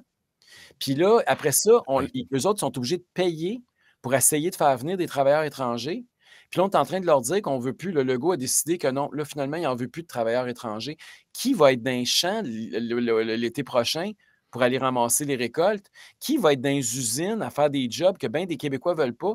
Je suis allé même récemment dans les canneberges. Je ne sais pas si vous êtes déjà allé là, dans la région de Lobinière. Là, il y a beaucoup des autocars, des canneberges. Là.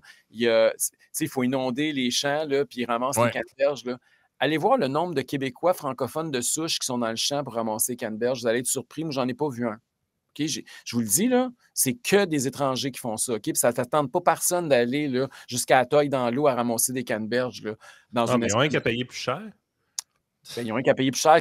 Parce que tu veux-tu que les canneberges, on les produise ailleurs, parce qu'au Québec, on ne sera plus concurrentiel, puis il n'y a personne qui va acheter nos canneberges? Non, mais c'est parce que ces affaires-là m'ont tout le temps fait rire un peu, parce qu'on vit dans une économie qui s'est tertiarisée, dans le sens que, pour vrai, là, si vous affichez une job demain matin, où est-ce que vous offrez le télétravail aux gens, horaire standard, 9 à 5, très flexible, tout ça, sincèrement, là, des candidatures, vous allez n'avoir rien qu'en masse. Puis il va y avoir des Québécois là-dedans, rien qu'en masse. Là, vous n'aurez pas de trouble. Pour vrai, là, vous n'aurez vraiment pas de trouble. Arriver dans des jobs un peu plus techniques, un peu plus durs physiquement, vous allez encore en avoir, mais dans les jobs qui payent vraiment, vraiment, vraiment bien, là, en usine, syndiqué, en construction. Ces affaires-là, ça marche encore, mais moindrement qu'on arrive dans des jobs low skills, un peu plus physiques, vous aurez, peu importe le salaire, vous n'aurez pas un Québécois qui va appliquer là-dessus, parce qu'on a une économie, c'est tertiarisé. Les Québécois, c'est le genre de job-là qu'ils veulent. Fait qu'à un moment donné, il y a toujours un équilibre à avoir avec les gens qui vont utiliser l'immigration pour venir dans ces métiers-là. On se fait croire que c'est juste parce qu'on importe du cheap labor, tout ça. Je veux dire, on a stérilisé le débat de l'immigration au Québec d'une façon qui est complètement atroce dans ma tête. C'est que c'est rendu, là, tout le monde se bat sur un chiffre. Là, le nombre de travailleurs qu'on devrait recevoir chaque année, le nombre d'immigrants qu'on devrait recevoir chaque année, la CAQ dit c'est 50 000. Puis là, le PQ, les autres, ils disent non, c'est 35 000. Puis là, Québec solidaire, les autres disent c'est 85 000. C'est quoi ton chiffre, toi, Éric? C'est quel chiffre que ça... Combien d'immigrants ça prend, là? Éric Duhem, il veut combien d'immigrants? C'est pas Éric Duhem, c'est pas le gouvernement, c'est pas un politicien qui devrait décider ça. Ce chiffre-là, c'est le chiffre que le marché est capable d'absorber. Parce que moi, c'est pas vrai que je vais aller dire à des entreprises, là, dans le fond de Bellechasse, qu'une usine, qu'eux autres, ils n'ont pas le droit de travailler, puis ils n'ont pas le droit d'avoir une entreprise. Parce que c'est ça que ça veut dire. Hein? Si on commence à mettre des chiffres, ça veut dire qu'il va falloir choisir les entreprises à qui on permet d'avoir des travailleurs étrangers, puis celles à qui on enlève les travailleurs étrangers. C'est quoi les fermes, puis les productions agricoles que vous allez arrêter? C'est ça qui est la question qu'il faut se poser. C'est quoi les usines que vous allez fermer, puis dans quelle région, puis sur quels critères? Parce que c'est ça qui va arriver. Il n'y a personne qui va avoir le courage. Ils ont le courage de sortir le chiffre, puis de se battre avec 2 pancartes pour dire c'est 85 000, c'est 50 000, c'est 35 000. Il y en a trop, il n'y en a pas assez. Mais il n'y en a pas un qui va avoir le guts d'aller dire à un entrepreneur, toi, je ne t'en donne pas de travailleurs, je te mets la clé dans la porte, puis ferme, puis ton champ, il va rester en friche pendant quelques années, puis il n'y en aura plus de culture ici. Ça, parce que c'est ça qui va arriver si on suit la même chose. Mais c'est la même chose, Éric, avec l'histoire des GES puis du net zéro. Là. C'est bien beau arriver et dire d'ici 2045, à une date où laquelle je vais peut-être être mort, je vous annonce qu'on va être net zéro puis carboneux et tout ça. Mais il n'y a pas personne qui s'en va justement à Sainte-Marie-de-Beauce dire à tel entrepreneur, savez-vous que quand j'ai dit ça hier, ça veut dire que toi, je te ferme ton usine. Concrètement, c'est ça. Mais je pense qu'on va devoir pousser à un moment donné pour que ces gens-là se commettent concrètement.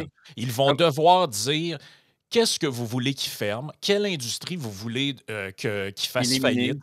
Qu'est-ce que vous voulez éliminer? Est-ce que vous voulez que d'ici quelques années, les gens aient plus le droit d'avoir des motoneiges, des side-by-side, puis ce genre de choses-là? C'est tout ça que vous voulez? Parce que si c'est ça que vous voulez, dites-le. Moi, les histoires de en 2075, il va y avoir tant de diminution par rapport au niveau de 1990, ouais, mais ça veut rien dire, ça. Non, ça veut strictement. C'est pour ça qu'ils font ça, parce que c'est tellement impersonnel. Tu sais, les autos, là, pourquoi qu'ils disent en 2035, on n'aura plus de chars électriques, puis de chars à gaz, puis de chars hybrides.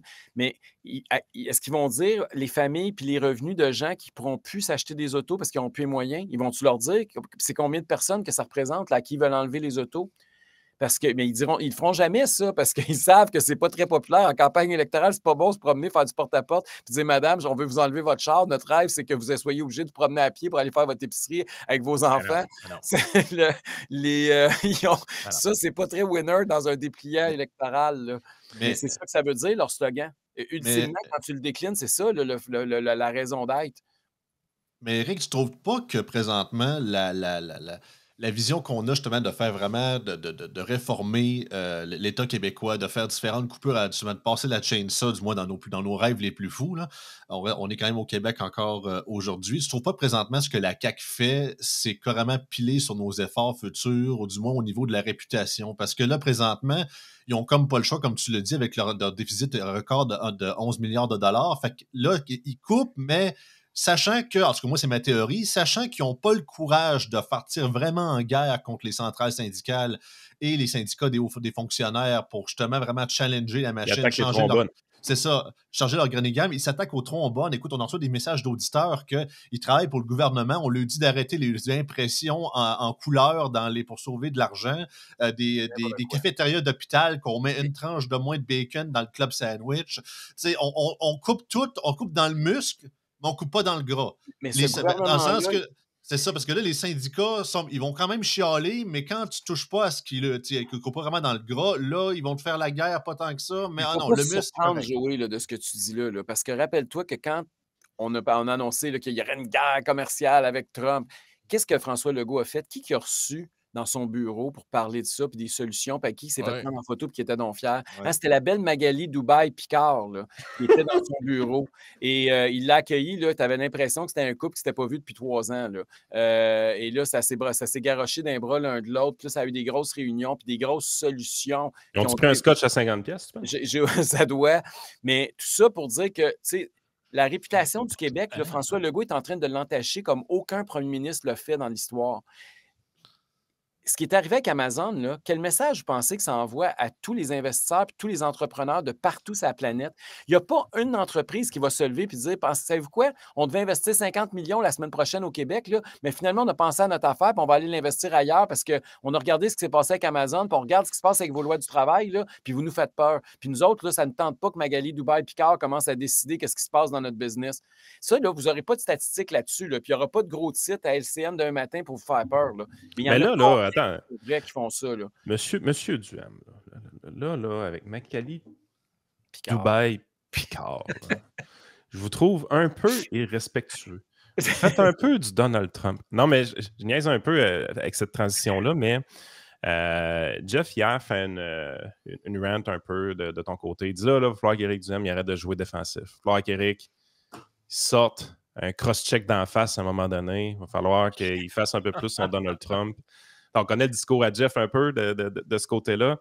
Tu prends comment cette critique-là? Qu'est-ce que tu en penses? Écoute, c'est pas la première fois que Jeff la formule, là, je l'ai déjà entendu, mais moi, je ne fais pas de la politique aux États-Unis, je fais de la politique au Québec. Les Québécois sont différents. Il faut que, si on veut gagner une élection au Québec, on ne gagnera pas une élection juste avec des gens de 50 ans et moins. Il faut parler à une autre génération. C'est pour ça que j'ai choisi de parler aux médias traditionnels. Ça, c'est un choix que j'ai fait, puis je pense que c'est le bon. Puis je comprends, puis je respecte ceux et celles qui pensent que je ne devrais pas leur parler. Mais moi, je pense que c'est une erreur de ne pas leur parler. Évidemment que je parle plus aux médias alternatifs, puis évidemment que je suis plus sur les réseaux sociaux, mais il faut aussi pouvoir tendre la main aux autres. Puis, tu sais, hier, là, j'étais avec un conseiller municipal, Jacques, qui va peut-être se reconnaître, là, puis il a commencé à me répéter tous les clichés. À un moment donné, là, c'était comme, j'avais l'impression d'entendre là, le boomer, là, c'est sur X. Là. Moi, québécois. Non, mais c'était carrément ça. Là. Il me racontait là, comment il y avait de la désinformation, puis il fallait empêcher X de diffuser, puis comment Elon Musk était dangereux, puis comment est-ce que. Puis là, comment est-ce que M. Legault nous a sauvés, puis que, Qui aurait fait mieux? des vies, puis que, tu sais, il faut que je fasse attention. Puis là, j'ai commencé à y... Tu sais, je ne sais pas si Jacques, à la fin, il va voter pour nous autres ou pas aux prochaines élections. Mais je peux vous dire qu'il m'a dit qu'il ne parlait plus à sa fille puis qu'il ne parlait plus à son frère parce que c'était des complotistes. Et c'est pas la caricature de Jacques Boomer. Là. C'est le vrai. Tu as trouvé le vrai, dans le fond. Parce que c'est le vrai, Jacques. et là, puis à un moment donné, là, j'ai dit, écoutez, là, il me dit, là, ça... Ouais, mais là, il dit, parce qu'Éric, là, quand... tu peux pas faire des podcasts. Là, il m'a parlé de podcasts. Il dit, là, tu vas pas là. Tu peux pas faire comme Trump il a fait avec Joe Rogan. Là. Il dit, faut que tu ailles dans les médias traditionnels. Ces médias-là, c'est de la propagande, c'est de la désinformation. Okay. Là, j'ai dit, écoutez, gars, nous autres, là, Jacques, on représente 14 % de l'information au Québec. Là. Il dit, moi, je me renseigne juste à Radio-Canada et à TVA. Il dit, moi, si j'ai deux sources, les autres, je les ai toutes bannies. Il dit, j'ai toutes. Il dit, moi, quand je vois ça, ces réseaux sociaux, je les barre, je les bloque. Il dit... Fait que là, j'ai dit, écoute, on est 14 % nous autres, les conservateurs au Québec. Là. À Radio-Canada, dont tu vantes les mérites, là, on a 1 % de l'exposure médiatique, puis le 1 % il est négatif souvent. Là. Puis Québec solidaire, ils ont 17 % alors que s'il y avait une élection demain matin, on serait en avant d'eux autres en termes de vote. OK? J'ai dit ça, t'appelles ça de la désinformation? Là, il y a eu un gros silence. Là, il a dit... Autrement dit, ce que tu dis, c'est que l'argument est facile à débattre. Ben, là, j'ai commencé tranquillement, puis je l'ai fait réfléchir. Puis mon point, Yann, c'est de dire, on peut se braquer, puis on peut rire d'eux autres, puis dire c'est des ci, puis des ça, mais à un moment donné, il va falloir en convaincre certains d'entre eux. Ben et c'est pas toutes des caves. Il y en a beaucoup qui ont à cœur l'avenir de leurs enfants puis de leurs petits-enfants. Puis quand j'ai commencé à dire... Pierre Poilievre réussit de son côté. Oui. Il faut s'entendre. Au Canada anglais, le boomer n'a pas de problème à voter pour le conservateur. Non, conservateur. Puis là, tu sais, Jacques, là, sa fille, là, il ne parle plus, puis il ne parle plus de politique, mais il l'aime quand même. Là. Puis quand tu lui dis que sa fille, elle ne pourra jamais s'acheter une maison, il est conscient. Il sait, il voit bien le prix de sa maison, que si lui, il avait son âge, il serait prêt à se l'acheter, sa propre maison. Après ça, quand tu lui dis que sa fille, elle va payer plus de taxes puis d'impôts, puis quand tu commences à y expliquer qu'est-ce qui se passe, quand tu lui dis que sa fille, son char, ça veut s'acheter un char électrique, là, c'est 80 000 $, c'est plus un char à une couple de mille. Là. Fait que quand tu commences à y expliquer ça, là, il a dit, ouais, c'est des bons points. Puis, il a commencé à réfléchir. Je ne sais pas jusqu'où il va aller dans sa réflexion, mais il va falloir qu'on les fasse réfléchir. Puis, c'est pas en les braquant. Puis, c'est ça mon point, c'est que moi, je veux pas braquer le monde. Je veux les convaincre. Puis, il va falloir convaincre ces gens-là. On ne convaincra pas 100% du monde, mais il faut aller en chercher. Si on ne fait pas 15-20% chez les boomers, on va nulle part. Il faut que... Là, si tu veux convaincre les gens, puis tout ça, il va falloir que tu sois... il va falloir faire des actions concrètes. Là. La ferme à trolls financée par l'Iran, Éric. Ça fait une demi-heure que je veux poser la question. Il me vole le truc. Qu'est-ce qui est désagréable? Excuse-moi, Frank. Yann, t'as eu une heure. Oui, mais t'arrêtes pas de me poser des questions depuis tantôt. Ah oui, vas-y. Vous êtes fait dire ça en pleine face. Comment vous avez fait pour partir à rire? C'était tough. Moi, j'ai reposé la question au moins deux fois là, pour être sûr d'avoir bien compris. J'ai dit, vous pensez vraiment que l'Iran, des puissances comme l'Iran ou la Russie financent des fermes à trolls pour faire mousser le Parti conservateur du Québec? Puis là, il a dit, j'ai pas de preuve de ça, mais ça s'est fait ailleurs. OK. Fait que là, Éric, là, faut que tu rentres des comptes. Faut que tu rentres des comptes. Est-ce que l'Iran envoie de l'argent au Parti conservateur du Québec? Écoute, là, je veux pas passer pour un complotiste, là, mais il y a des gens qui sont dans des théories du complot et ça m'inquiète sérieusement. Comment tu peux penser qu'un parti... Écoute, que les conservateurs, on aurait des trolls financés par des puissances étrangères pour aller écœurer le PQ, ses réseaux sociaux, puis qu'on aurait des employés aussi, parce qu'il a aussi accusé le Parti conservateur du Québec d'avoir des employés qui faisaient ça. Je ne sais pas s'il le sait, là, mais nous autres, contrairement à lui, on ne reçoit pas de budget de recherche puis de budget de communication de l'Assemblée nationale. C'est combien d'employés, le Parti conservateur, par exemple? Je dirais 4-5. J'allais dire, je peux les compter d'une main, je pense, les employés. Oui, tu peux les compter d'une main. Puis, tu sais, juste pour vous donner une idée, là, les libéraux qui ont eu le même nombre de votes que nous, là, en plus des budgets du parti, ils ont 5 millions de dollars de budget de recherche puis de budget de communication. Là. par année. Fait 5 calculez combien ça millions. fait d'employés, ça, là. Mettons, mettez-la à 100 000 là, c'est 50 employés. Ils ont 11 fois plus d'employés que nous autres avec le même nombre de votes. Fait que, tu sais, quand on parle de la distorsion démocratique, c'est aussi la distorsion économique que ça cause, là. Si on Ça avait inclut pas les employés de bureau de comté, je pense, Éric. Je pense que Non, c'est à part, ça. ça, c'est le budget juste de recherche puis de communication à Ah. l'Assemblée nationale du Parti libéral. C'est à part les 21 députés qui ont peut-être 2, 3 employés chaque en plus par-dessus ça, là. Fait que c'est 100 quelques employés de plus qu'ils ont payés par vos taxes que nous, on en a 5. Fait que c'est... Puis imaginez qu'est-ce qu'on pourrait faire si on avait 5 millions puis 100 employés de plus pour faire la promotion des idées conservatrices au Québec. Tu sais, c'est à 5 ce qu'on est capable de faire. Imaginez à 100 ou à 150. Fait que c'est des... puis penser que ces 5 personnes-là, c'est du monde qui ouvre des comptes puis qui troll le PQ, ses réseaux sociaux. Ouais. J'ai trouvé ça, tu sais, je veux pas traiter le monde de nom puis tout ça, là, c'est pas mon style, là, mais j'ai trouvé ça assez bizarre, merci, là. Mais parlant de.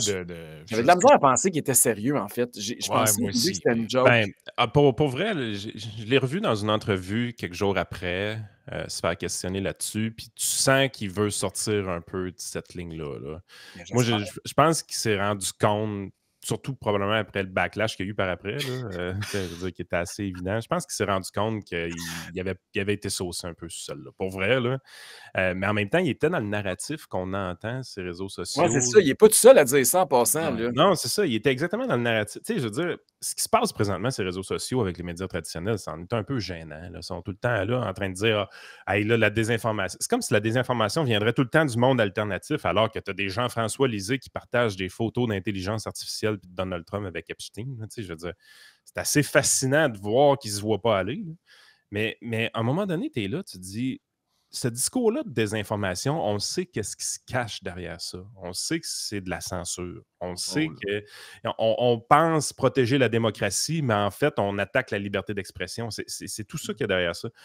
De quelle façon le débat sur la liberté d'expression au Québec peut être refait et surtout, parce que c'est un enjeu numéro 1 aux États-Unis, la liberté d'expression. C'est assez évident. Elon Musk fait des petits miracles de son côté, c'est assez évident ça aussi. Mais dans l'environnement québécois, de ce qu'un politicien peut faire, qu'est-ce qu'un politicien comme toi ou les autres partis politiques pourraient faire pour favoriser la liberté d'expression au Québec, là, vraiment dans ce contexte-là? Là? Bien, la première, c'est de participer à des affaires comme qu'on fait là. Moi, je pense que plus on va démocratiser l'information puis la transmission d'opinion comme on est en train de le faire, plus ça va être positif. Au Québec, il faut se le dire, on est en retard un peu là-dessus, hein. On n'a pas un Joe Rogan, on n'a pas d'Elon Musk, encore moins. On a failli avoir un panier bleu, mais ça, c'était une autre histoire. mais on est vraiment en retard au niveau médiatique et je pense que on a un devoir, tu sais, d'alimenter ça puis de continuer à aider celles et ceux qui, comme vous autres, là, choisissent d'offrir du contenu en français au Québec d'opinion. Puis moi, je le vois pas, Yann, tu sais, je le vois pas entre un combat sur la liberté d'expression comme une espèce de concurrence. Moi, je pense que les médias traditionnels, ça a pris du temps, mais là, aujourd'hui, ils sont conscients que c'est une concurrence qui est en train de les bouffer puis qui est en train de les faire disparaître. Mais là, moi, avec cette concurrence-là, j'ai un problème. Là. Mais mon concurrent, il est subventionné, puis moi, je À le suis pas. côté. C'est pas que je veux des subventions, casse pas ta tête. Là. On n'aura Mais pas, en tout cas pas de moi. c'est parfait. J'en veux pas de toute façon. Mais je veux dire, à un moment donné, là, ce déséquilibre-là, il est flagrant. Il va falloir y remédier. Là. Est-ce que tu vas oser remettre les subventions aux entreprises médiatiques dans la prochaine campagne ou c'est un terrain trop glissant? Comme on voit avec Pierre Poilievre, là, il est en train de payer le prix d'avoir voulu définancer Radio-Canada. Radio-Canada et CBC sont dans l'opération Pompon le banquier à tour de bras. Là. Fait qu'il paye le prix présentement à Poilievre de vouloir définancer Radio-Canada. Est-ce que tu serais prête à aller dans le définancement des médias? Il faut aller, parce qu'il faut le dire, là, Pierre Poilievre est allé dans le définancement de CBC. Hein. Radio-Canada, ça a été plus modéré, son approche. Là. Mais je pense qu'il va falloir faire la démonstration à nos amis conservateurs au fédéral que c'est pas parce que ça s'appelle Radio-Canada et que c'est différent de CBC. Là. Je pense que le biais est aussi grand. Le problème, il est aussi majeur. Tantôt, je vous ai donné des écarts. Là. C'est pas rien. Là. C'est 17 fois pour un qui parle de Québec solidaire par rapport à nous. Puis je parle juste de la quantité, là. Si je parlais de la qualité, l'écart sera encore plus important que ça, là, parce que vous comprenez que Québec solidaire, c'est pour lui faire des massages de pieds, puis moi, ça m'a donné du tour à claque sa gueule, là. Fait que il y a quelque chose qui est en train de se produire là-dessus. Et Non, Marie-Louise Arsenault a été super objective quand elle ah t'a oui, reçu, Éric. c'est extraordinaire. Mais, mais, mais de tout, puis même si, au-delà du financement, Yann, à partir du moment où tu n'as plus de monde qui écoute, puis tu n'as plus de traction, puis tu n'as plus d'impact, même si tu reçois Ouais. des subventions, tu ne sers plus à rien. Je veux dire, le financement, c'est une partie de l'affaire, mais l'autre partie de l'équation, c'est le fait qu'il y a des générations entières qui ne sont plus là, et que c'est des médias qui sont en train de mourir, pas parce qu'ils manquent d'argent, mais parce qu'ils manquent d'auditeurs et de téléspectateurs. Et c'est un peu ça qui est en train de se produire. Puis il va falloir voir, puis le vrai modèle, c'est comment on va, je ne dirais pas le mot fusionner, mais il va falloir qu'il y ait comme un moment donné une convergence, puis il va falloir que des médias alternatifs bouffent des médias traditionnels ou vice-versa, mais il va falloir qu'il y ait un. Ben, il n'y Parce aura que plus de limite entre les deux, c'est éventuellement. ça, il va falloir effacer la Ouais. frontière, en fait, entre les deux, là. Puis je pense qu'on est rendu là.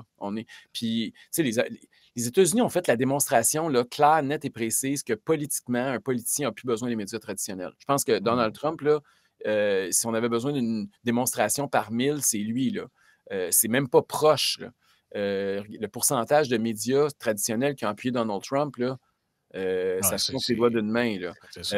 sur des milliers. Donc, c'est pas. Puis regardez l'impact des médias alternatifs dans cette campagne-là. Je veux dire, je pense que c'est la première fois qu'on voit qu'ils se sont fait dépasser. Moi, je pense qu'on a comme passé le point de bascule. Ça a été le point où la tête leur est rentrée dans l'eau, là. Tu sais, on savait qu'il y avait de l'eau jusque-là, là, mais là, on sait qu'ils ont 2 pieds au-dessus de la tête, là. Fait que j'ai l'impression que le modèle traditionnel dont on parle de médias, il n'existe plus. En tout cas, il existe encore pour quelques personnes, mais je veux dire, Ah, il est la sur le respirateur. viabilité, c'est ça, il est sur du temps emprunté, là, mais la viabilité à moyen et à long terme, elle n'est plus là du tout, du tout, du tout, du tout. Fait que, est-ce qu'ils vont les fermer? Oui, j'espère, mais même s'ils ne le font pas, ils vont fermer boutique, puis ce ne sera pas par manque d'argent, ça va être par manque de monde. Avant de passer au Cherry Blossom, Éric, que je Ben oui. non, Le fallait, dessert ou la fin. fallait absolument que je te pose la question parce que c'est un enjeu qui me tient vraiment à cœur. Je t'ai vu la fameuse, en tout cas, c'est pas l'étude parce qu'ils l'ont pas sorti, les résultats sortis par Gris Montréal la semaine dernière, exclusivement, nous autres, on a fait un épisode, une discussion en fait de 2 heures la semaine passée de parler de ça parce que je trouvais vraiment que Démonétisé. Je ne sais pas ce que vous avez dit là-dedans, mais vous avez été démonétisé, on n'a rien dit de controversé. Au contraire, il y avait juste du monde arc-en-ciel qui était en discussion. Il n'y avait même personne d'hétéro là-dedans. Fait qu'on on était censé cocher toutes les cases, mais en tout cas. Mais sachant, Eric, que tu as écrit un livre il y a plusieurs années là-dessus, l'homosexualité, le dernier gay. En tout cas, on montre, selon les données qui sont sorties de l'étude, qu'on ne sait pas pantoute ce qu'il y a dedans, puis on ne sait pas les méthodologies, qu'il y aurait une hausse du mal à l'aise, du moins pour les jeunes Québécois, envers les personnes LGBT, barbecue W40, qu'on aime appeler ici. Je serais curieux de t'entendre par rapport à ça, dans ta position. Merci, Joey. C'est une question importante. Puis, bien évidemment, je n'ai pas lu l'étude parce qu'il n'y a personne qui l'a lu. Puis Personne ne l'a lu. Tout ce qu'on a lu, c'est les conclusions biaisées d'un organisme militant là, financé par vos taxes. Mais cela étant dit, mettons qu'on prend ces conclusions-là comme étant vraies, là, ça ne me surprendrait pas. Dans le sens où il y a tellement eu un agenda idéologique qui a poussé pour la diversité, l'inclusion, etc., là, qu'il est en train d'y avoir un ressac. Puis, je ne dis pas que c'est un ressac homophobe, pas en tout. Là. Les Québécois, on est une des, sinon la société la plus tolérante au monde envers les minorités sexuelles, puis envers à peu près toutes les minorités, soit dit en passant. Puis moi, c'est une des choses dont je suis le plus fier d'être Québécois. C'est notre tolérance envers tout le monde qui est différent de nous. Tu le disais en plus en ayant vécu au Maroc, tu étais en Irak, Oui. en Afghanistan. Je pense que tu sais c'est quoi une société homophobe. Là. Absolument. Puis au Québec, le zéro. Moi, là, puis je le dis souvent, là, je ne suis pas une victime. J'ai jamais de ma vie, de ma carrière, été victime d'homophobie. Il y a des gens homophobes. J'ai déjà eu des commentaires homophobes. Mais le système, parce que c'est de ça dont on parle, c'est ce qu'il y a de l'homophobie systémique. Là. Le système, il a toujours été de mon bord. Le système, il m'a défendu, puis il a condamné l'homophobe. Puis la majorité a toujours été de mon côté. Bon, cela étant dit, à partir du moment où tu obliges des enfants à être exposés à des drag queens pour leur enseigner des théories de genre. Puis là, je sais que c'est un sujet qui est controversé, puis je sais qu'on a des enjeux bien plus importants que ça au Québec à débattre, là, puis ça ne devrait pas être l'objet du débat. Puis je suis d'accord qu'il y a une personne sur 10 au Québec qui est membre d'une banque alimentaire, puis nos politiciens devraient passer du temps à s'occuper de ça, plutôt qu'à s'occuper à dire qu'il faut adopter des motions unanimes pour dire qu'il faut exposer nos enfants aux drag queens, là. Mais si tu es pogné là-dedans, puis que tes enfants ramènent de l'école un livre sur les théories du genre avec lequel tu n'es pas à l'aise, puis qui te raconte que Barbada est venu les visiter dans l'après-midi, je comprends qu'il y a une espèce de ressac qui est en train de se créer. Puis même chez les jeunes, un moment donné, trop, c'est comme pas assez. Puis quand tu présentes des réalités qui sont totalement étrangères à la réalité de ces gens-là, il ne faut pas que tu te surprennes qu'à un moment donné, ils se disent « c'est assez, j'en veux plus ». Et je pense qu'on est en train, là aussi, de voir ça arriver. Puis ça explique un peu, je pense, la fin du wokisme. Hein. Tu sais, j'ai pas l'impression que ce mouvement-là est en croissance présentement. Puis je parle pas juste de ce qui se passe aux États-Unis. Aux États-Unis, c'est clair, là. On a vu ce que Donald Trump a fait avec toutes les théories de genre. Il a sacré ça au vidange en arrivant, là. Mais puis même toutes les unités de diversité, équité ou égalité et inclusion, ils ont toutes été abolies. Mais même ici au Québec, on sent clairement qu'ils n'ont plus le vent dans les voiles. On voit même que Québec solidaire, la ballonne est en train de se dégonfler. Et il y a dans nos institutions, je suis convaincu qu'il y a de plus en plus de gens qui disent « là, vous êtes allés trop loin ». Puis je ne vois pas ça comme un ressac, je vois ça comme un rééquilibrage personnellement, là. Je ne m'inquiète pas la montée, j'appelle pas ça de la montée de l'homophobie quant à moi, là. J'appelle juste ça sacrez-nous patience, gars. On laisse vivre tout le monde, on est hyper tolérant, là, mais essayez pas de m'imposer quoi que ce soit. Sacrez-moi patience, laissez-nous tranquille. Moi, c'est ça le message que je revois dans cette étude-là. Ouais. Mais tu trouves pas qu'il y a comme quelque chose parce qu'on le voit, là, il y a une espèce de trend qui se dessine là, dans l'enchaînement des nouvelles des derniers mois. Ça a commencé avec l'histoire des masculinistes. Tu as toujours un peu le même setup sur toutes les nouvelles. Vous remarquerez, c'est réseaux sociaux plus droite, extrême droite, conservatiste, tout ça. Puis, tu sais, dans le fond, on se trouve à être dans un contexte au Québec qui est assez spécial. C'est que c'est un des endroits au Canada où le conservatisme est le moins fort, d'une part, et de deux, ben, c'est un des endroits où le conservatisme est représenté par quelqu'un qui est officiellement gay. Fait que tu sais,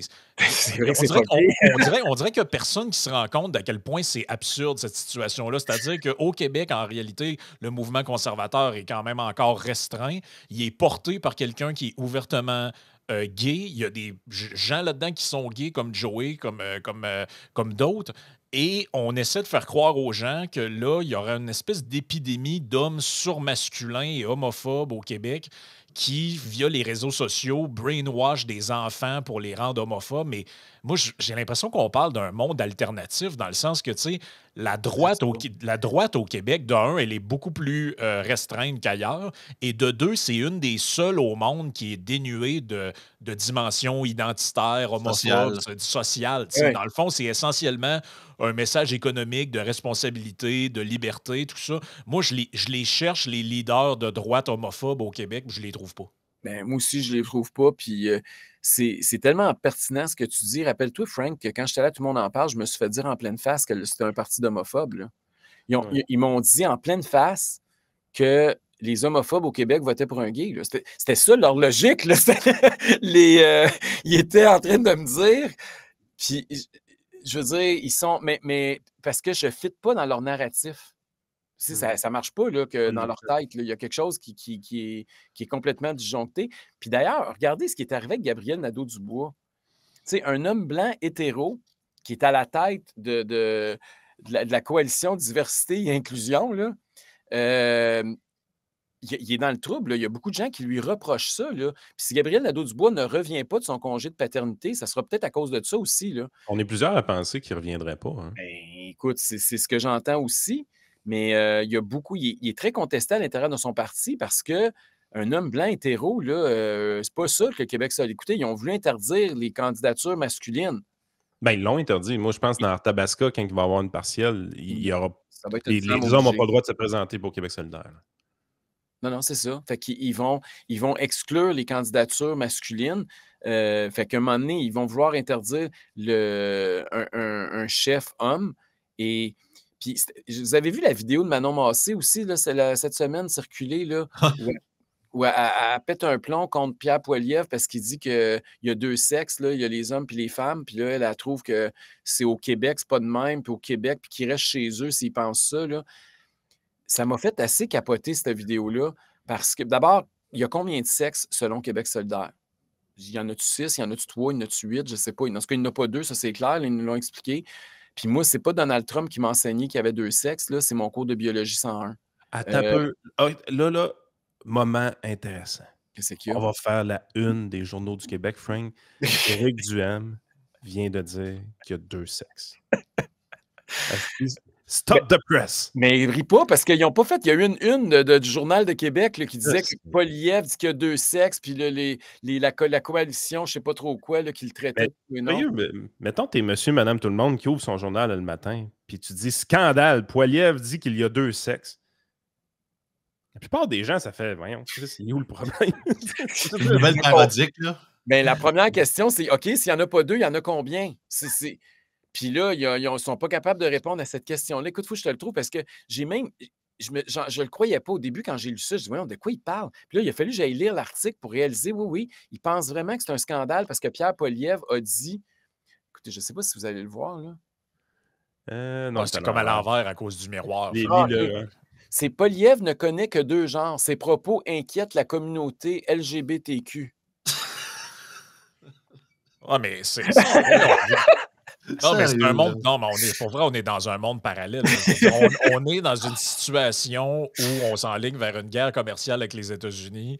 Je veux dire, il fait -3 dehors. Hydro-Québec demande de baisser le chauffage. C'est là qu'on est, puis ça discute du sexe des anges. Là. Ah, mais comment ça, les jeunes sont de plus en plus. Comment ça, les jeunes sont de plus en plus conservateurs? Ça doit être la faute d'Andrew Tate. Hein? Ça n'a rien à voir avec tout ce qu'on vient de jaser dans les 15-20 dernières minutes. Hein, pas en tout. Mais non, mais imaginez, là, tu te fais dire, là, c'est que scandale. Il ne reconnaît que 2 sexes ou 2 genres. Après ça, ils nous disent que c'est nous autres qui vivons une réalité parallèle. Là. C'est dur après ça d'avoir le dialogue puis d'essayer de comprendre d'où ils viennent parce que c'est tellement contaminé. Puis tu as raison, Joey, c'est ça qui explique que la jeunesse est rendue ici à droite. Parce que, veux pas, quand tu te fais dire des niaiseries de même, ben, à un moment donné, tu te dis, non, moi, j'étais un gars, là, puis je me sens comme un gars, puis j'ai regardé, la dernière fois que j'étais allé aux toilettes, j'ai bien regardé comme il faut, puis j'étais un gars, là, c'est pas, il n'y a pas de doute ni dans mon esprit, ni dans mon corps, là. Il y a comme une rébellion naturelle, une espèce d'instinct de survie qui se manifeste. Et je le vois aussi même au niveau des familles, au niveau des jeunes familles. Tu sais, c'est le modèle traditionnel d'un gars qui marie une fille, qui est en amour puis qui ont des enfants, là, tu sais, il n'est pas toujours valorisé dans cette pensée ou dans cette idéologie-là. Là. Et ces gens-là, il y a comme une réaction. Puis je pense que c'est le retour du balancier. Puis si jamais. Puis on associe ça, puisque dans même l'article, je n'ai pas fini de vous le lire, parce que dans l'article, il continuait, puis là, il associait ça à Trump à un moment donné, là, parce que là, ils disent que c'est dans la.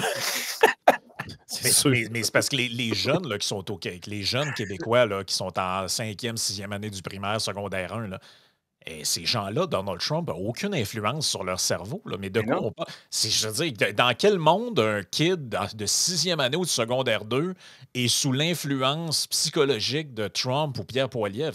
Je veux dire, moi, quand j'avais cet âge-là, je veux dire, puis j'étais quand même quelqu'un intéressé par l'actualité, même très jeune, je veux dire, je savais vaguement c'était qui, peut-être le premier ministre ou quoi que ce soit, mais je veux dire, j'étais pas au courant des décrets présidentiels de Bush à l'époque ou je sais pas qui. C'est délirant. La relation de cause à effet, elle est délirante. Je comprends pas comment on peut expliquer ce phénomène-là. Puis, tu sais, l'autre affaire qu'on sait pas là-dedans, puis Yann en avait glissé un mot, c'est que, tu sais, dans le fond, je pense qu'on le sait, là, que culturellement, tu le dis, c'est très typique au Québec, l'égalité homme-femme, l'homosexualité tolérée, tout ça. Mais tu sais, il y a des gens qui arrivent d'un peu partout dans le monde dans les dernières années, puis ces gens-là ont des enfants qui vont à l'école. Ça se peut-tu que dans certaines familles, ce ne soit pas partagé, puis ce ne soit pas aussi bien toléré que... moi, je soupçonne qu'on n'a pas accès au sondage à cause qu'on découvrirait qu'il y a une partie des communautés culturelles que ça passe pas. Là. Ah, puis c'est pire, Frank, la semaine passée, je pense qu'il y avait un article dans la presse qui disait genre, doit-on parler de Donald Trump? Comment parler de Donald Trump à son enfant? J'étais comme, ah, ben ouais. Mais ça doit être une maladie. C'est moi, quand je suis au primaire, chrétien, quand il est parti, on m'en a pas parlé. Là. On dit juste qu'il parlait drôle, puis c'est 4 novembre au soir, puis ça finissait là. Ouais. Écoute, Éric, pour closer cette entrevue-là, parce que tu es attendu, comme je te connaissais, évidemment, après une convalescence, il fallait travailler sans arrêt. Donc, tu es attendu dans d'autres médias. Tu as fait Radio-Canada avant nous, tu t'en vas à Radio X, je pense, tout à l'heure. Oui. Pour closer cette entrevue-là, qu'est-ce qui est sur la table pour le PCQ dans les prochains mois de votre côté? Bien, c'est sûr, je t'ai parlé tantôt d'Arthabasca, l'élection partielle d'Arthabasca, que le député actuel a démissionné. Il va se présenter pour les conservateurs de Pierre Poilievre au fédéral. C'est une circonscription. Le Parti conservateur du Québec avait fait 25 %, ce qui est un très bon score, là, beaucoup plus que notre score national. C'est dans le centre du Québec. C'est une lutte à deux présentement. Autant nos sondages internes que les sondages du Parti québécois qui ont été rendus publics nous mettent nez à nez avec le Parti québécois puis la CAQ 3e. Donc, ça va être une grosse lutte. Et je pense que ça pourrait être notre entrée à l'Assemblée nationale. Ça serait intéressant parce que c'est un comté qui n'est pas dans la région de Québec. C'est une circonscription qui est un peu comme la Beauce. Hein? C'est très entrepreneur, Victoriaville. Oui, Victoriaville, puis les Bois-Francs, en t'en allant jusqu'à Lister, même Inverness puis Saint-Ferdinand à l'est. Mais donc, c'est une région qui a beaucoup d'entrepreneurs, qui est traditionnellement conservatrice. Donc, c'est sûr que ça va être quelque chose d'important. L'autre élément, c'est évident qu'il va y avoir une élection fédérale très tôt. Là. On parle de peut-être d'ici 2 mois ou quelque chose comme ça. Là. Cette élection-là pourrait aussi avoir une importance pour nous autres parce que veut pas, le brand, la marque de commerce conservateur, les gens d'abord et avant tout l'associent au fédéral. Pierre Poilievre et moi, on a beaucoup de pensées communes. Nos deux partis aussi ont un programme qui est relativement similaire à plusieurs égards, même si on n'a pas de lien organique. Donc, est-ce que ça va avoir un lien? Je pense que oui. Il y a beaucoup de nos ex-candidats qui vont être candidats. Il y a beaucoup de nos organisateurs qui vont travailler à l'organisation conservatrice. On a-tu quelques-uns confirmés de ça, des anciens candidats qui vont être... Constantinos Mirakos est déjà investi dans Laval-les-Îles. Grace Daou est déjà investi aussi. Martin Charon, je pense que son investiture est faite. Il y en a d'autres que leur investiture est déjà finie? Peut-être pas fini, mais je sais qu'Ernesto voulait y aller aussi. Je sais qu'il y avait, c'est ça, il y en a 5-6 autres, de Marie-Josée Elie aussi. Il y en a plusieurs autres. Là. Mais déjà confirmé, il y en a déjà 3-4 là, que c'est fait. Mais puis il y a des organisateurs aussi. Là, on a beaucoup d'organisations communes. Fait que c'est sûr que ça va avoir un impact sur ce qui se passe. Là. Puis, ça, je pense que dans les prochains mois, là, il y a 2 gros rendez-vous électoraux. Puis l'autre élément, c'était peut-être un peu, parce que cette année, il va y avoir beaucoup d'élections, il va y avoir une élection municipale aussi à l'automne. Oui. Puis je pense qu'elle va être importante parce que rappelez-vous que la vague orange est arrivée par là. Hein? Il y a eu beaucoup de maires oranges qui ont été élus et ça a beaucoup influencé le spectre politique. Ça a beaucoup bougé vers la gauche à la suite de l'élection de ces maires gauchistes-là. J'ai l'impression que leur étoile n'est pas le centre au niveau municipal. Il pourrait peut-être y avoir des réalignements dans certaines villes au Québec. Et je pense que ça aussi, ça va aider au mouvement conservateur. Puis finalement, de façon plus très méthodique pour nous autres, je pense qu'il va falloir continuer à marteler là, nos 4-5 thèmes. Là. Il va falloir continuer à parler du privé en santé. Il va falloir continuer à parler de l'exploitation de nos ressources naturelles, notamment le gaz naturel. Je pense que c'est plus d'actualité que jamais. Continuer à parler de la réduction de la taille de l'État puis de la baisse de la dette là, avec le déficit astronomique puis le fait que les autres partis n'en parlent pas.